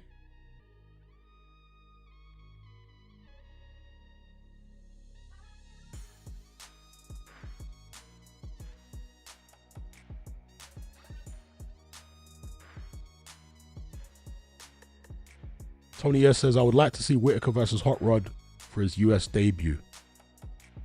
I don't think they're going to put Whitaker anywhere near someone like Hot Rod for now. Hot Rod's actually quite dangerous. And, I don't know, man.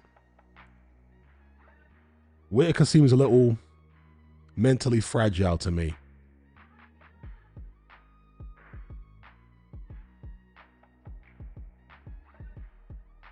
Linkage says, I'd make a Tang versus Tete. Yeah, they could do that now.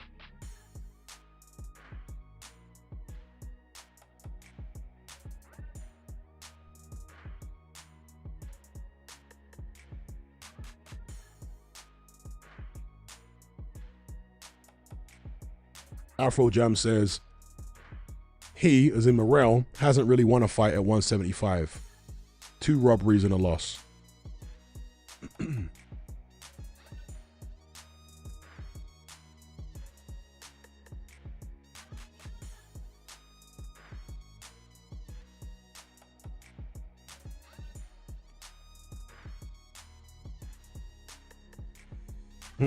Evil Uncle Phil says they actually need to leave Tete alone now.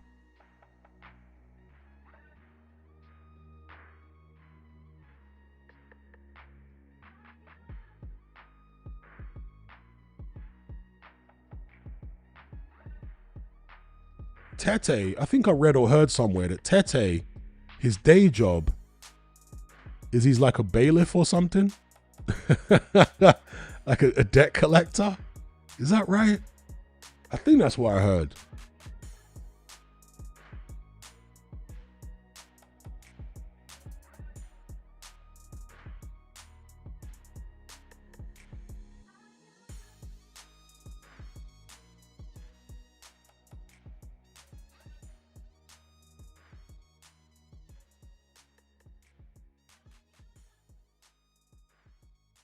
Iron says, a Tang, another Nigerian. The British heavyweight scene is basically all Nigerian at this point. Well, mostly Nigerian. I think people misinterpreted Daniel Dubois when he said that he also has a Nigerian background. His dad's not Nigerian. His dad is... Are they Dominican or Grenadian or something? But they're Caribbean anyway, from the dad's side. I think the mum's side is also Caribbean. I think Daniel Dubois was just being facetious. Oh yeah, I'm probably descended from Nigerians too. I don't know if he actually has any cultural Nigerian heritage.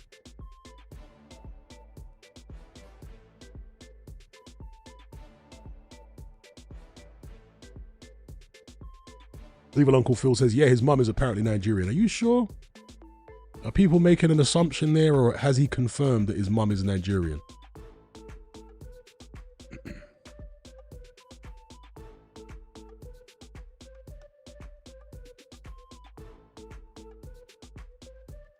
Jack Hammer says, what do you think is next for Caballero?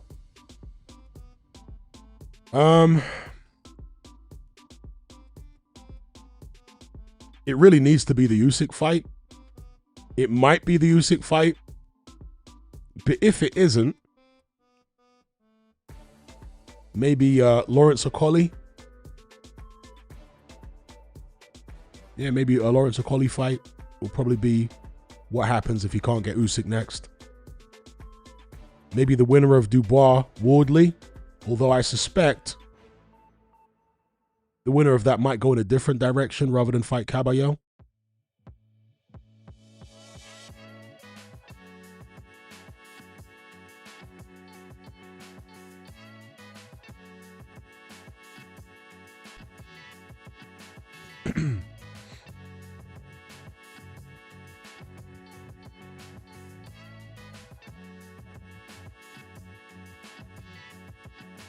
Solly says he is, and he looks it as well. If you look at his face, you can tell. Well, I don't know about that. Because obviously, a lot of Caribbeans pre-slavery are from West Africa. So there are plenty of Jamaicans, for example, who look Nigerian or look Ghanaian, but yet they are not culturally Nigerian or Ghanaian. They've been in the Caribbean for many, many generations ever since slavery. So I wouldn't be too sold on Dubois being Nigerian because you think he looks Nigerian. Like, I don't know about that.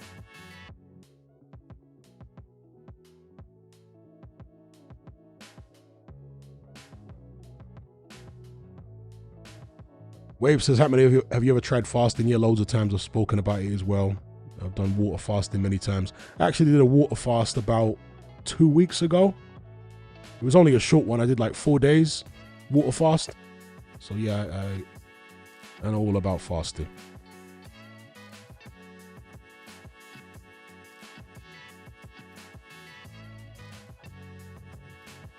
Evil Uncle Phil says, I wonder why Caballero doesn't seem keen on fighting a collie. Well, no one's keen on fighting a collie. Right? Because you're not going to get much money.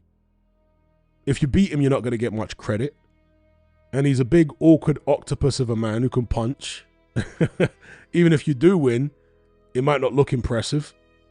So, what's the appeal for most fighters? Very few fighters want to fight him. Not like they're terrified of him, but they just don't see much upside there. Even if they win, you know?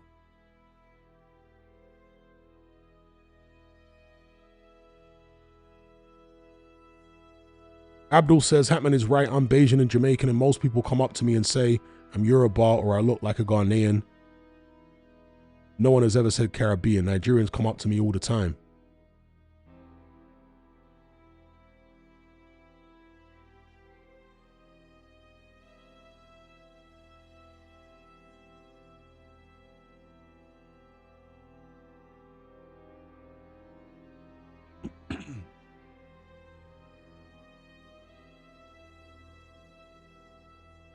Tony S says, I have a strong feeling that a collie has had the beating or upper hand against Caballero. I guess you mean in sparring, hence the call-outs. It's possible.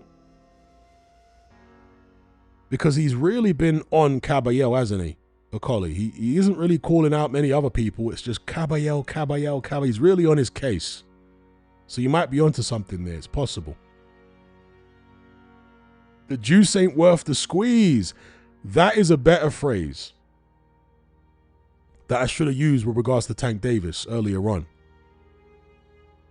A lot of his rivals are looking at him now and they're thinking the juice ain't worth the squeeze.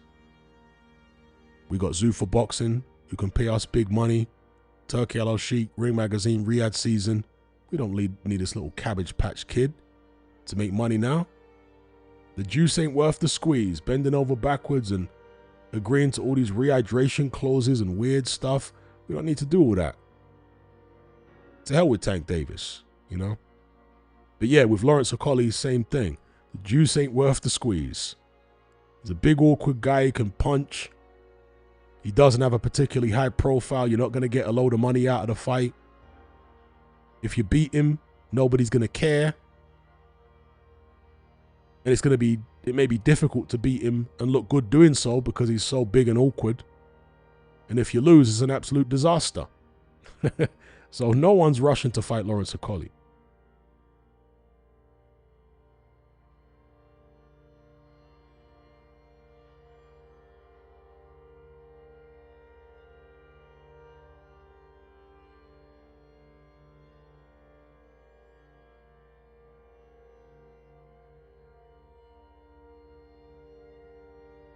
Jimmy says, it hasn't been a week and already King Ryan's crown may be too heavy for his head. Slowly getting back on social media posting nonsense.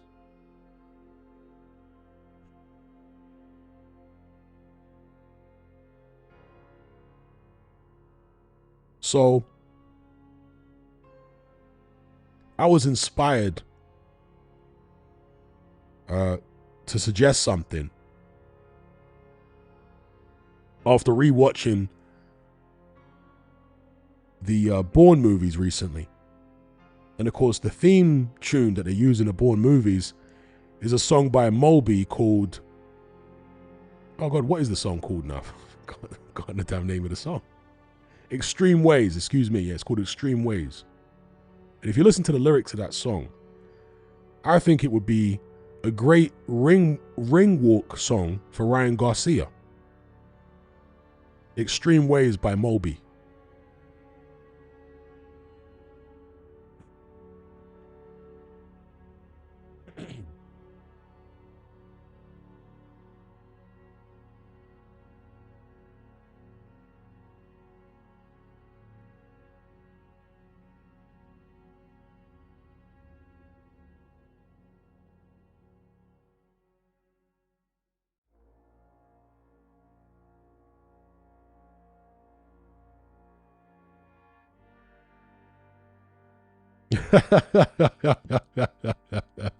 Yo, shout out to Kali. He says, Okoli is built like a 1980s Volvo at heavyweight. Yo, the fuel consumption on those 1980s Volvos must have been crazy. Because those old school Volvos were built like a flipping tank. They were literally like twice as heavy as a normal car. I don't know what the construction was all about, but they were extremely heavy cars. The 1980s Volvos, right?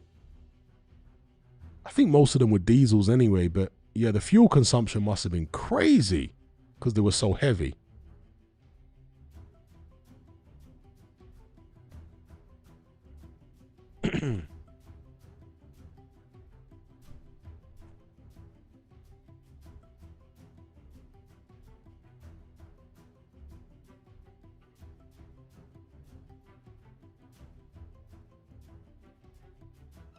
I think Martin Bacoli is another guy that should join Zuffa. I sound like I'm a Zuffa employee here, but I'm just looking at the way their careers are at the moment.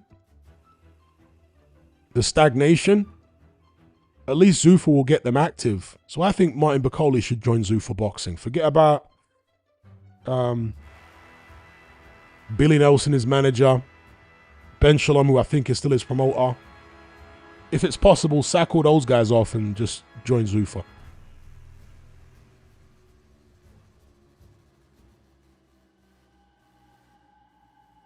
Because they'll at least get Martin Bacoli active.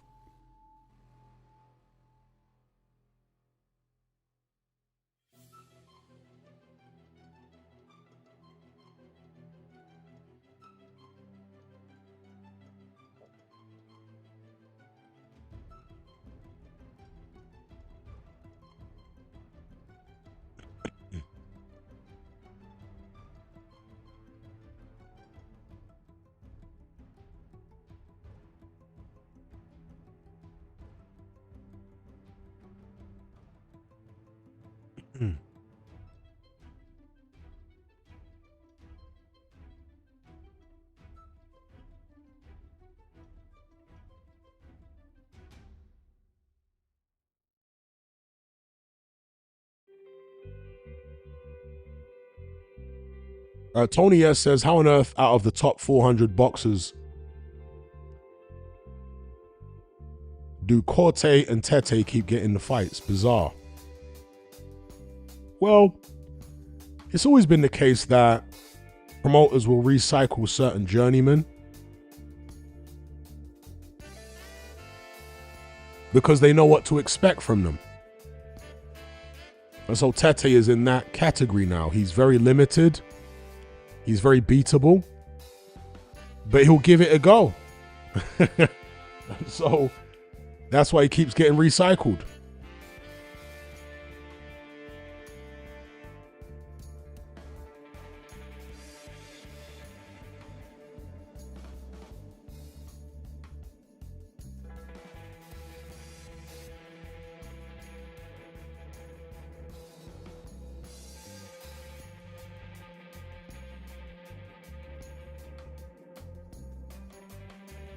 Triple R says Shane Mosley Jr. just signed with Zuffa.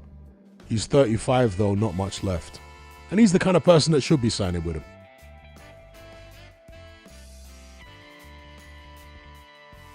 Thoughts on the madness going on in Mexico with the cartel? Well, there are multiple cartels in Mexico. I've seen the headline about one of the cartel leaders getting unalived. It's just another day at the office, isn't it?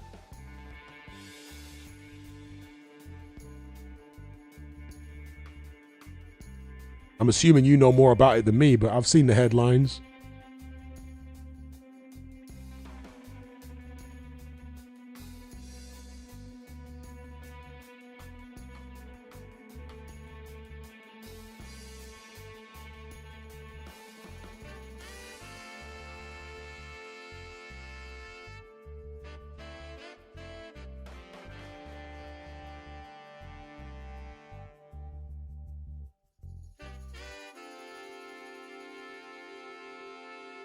Da, da, da, da, da, da, da.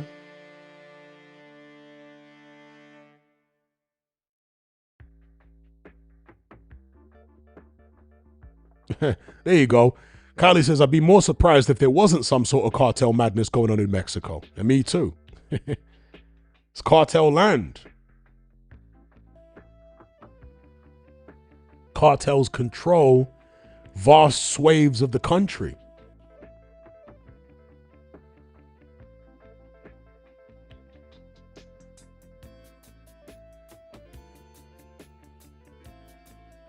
And you know, we see them as cartels, right?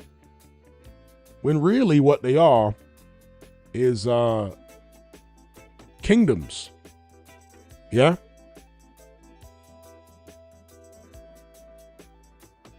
These territories controlled by cartels, 500-600 years ago, you would say these territories are being controlled by various warlords or tribal chiefs or kings. But because they happen to be in the drug business, they're called cartel bosses.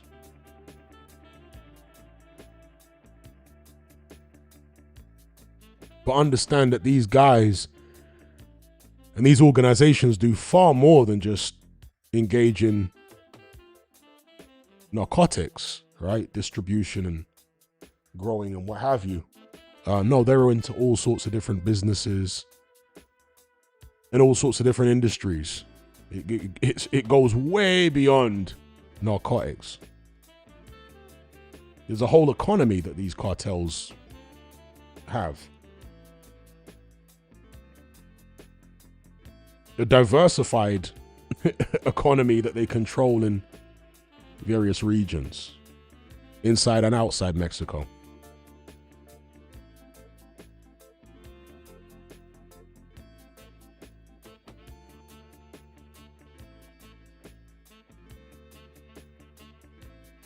Yeah, when's the last time Luis Ortiz fought, in fact? Let me look up when Luis Ortiz's last fight was. What is he now? Officially 46 or 47. But unofficially, put him in his 50s.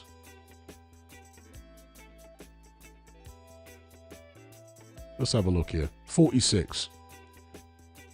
He last fought in September last year. He had a first round KO win over someone called Philip Penson. Philip Penson. Some random. Before that, he fought in Colombia. Okay, and he had a first round win there too against some guy called Francisco Cordero. A 41-18 journeyman.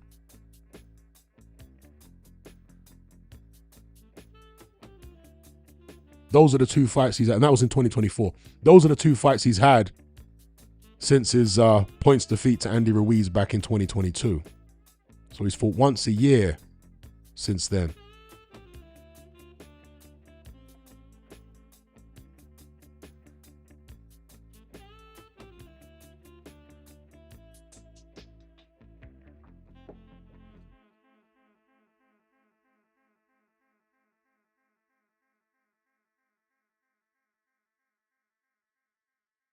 Clark says Luis Ortiz versus Jared Anderson next. Does Jared Anderson really want to fight anymore?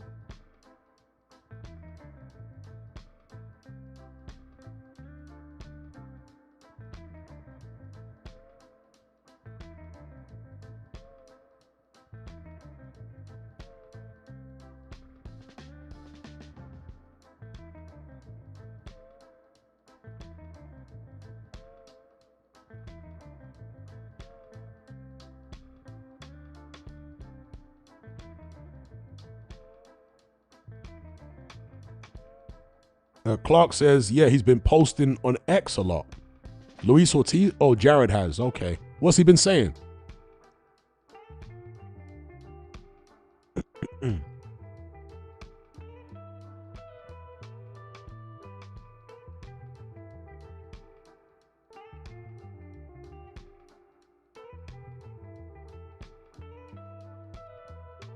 Shout out to Vengeance. No, I don't have my music on this channel anymore. It's on my Rumble channel. Well, it's not actually my channel, but it's a channel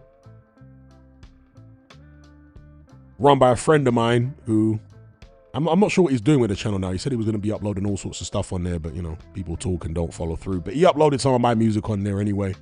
There's a Rumble channel called, it's in the link is in the description anyway. What's the name of the channel? The Bottomless Drink. He said he was going to be uploading all sorts of other music on there from other people and mixtapes. And I don't think it's happened. It's just some of my music on that channel at the moment. Not sure what he's doing with it. But yeah, there's a Rumble channel. Link is in the description. And you can hear some of my old music on there. Some of it I'm sure you haven't heard before.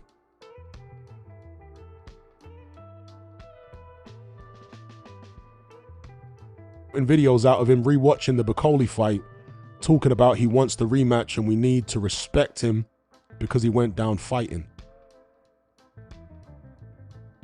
All right.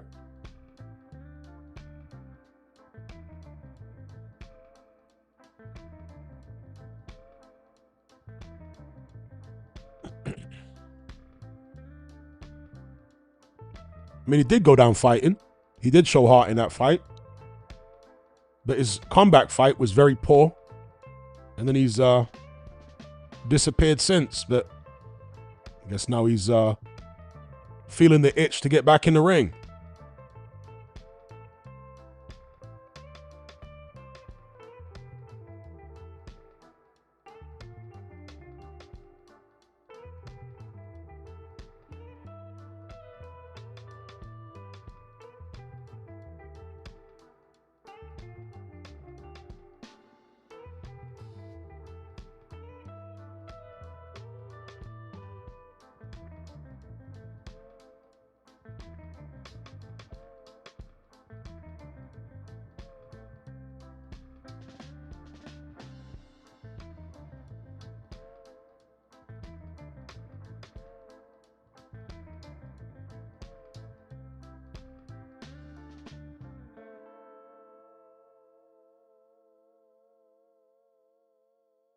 All right, peeps, I'm going to draw the curtain on this stream.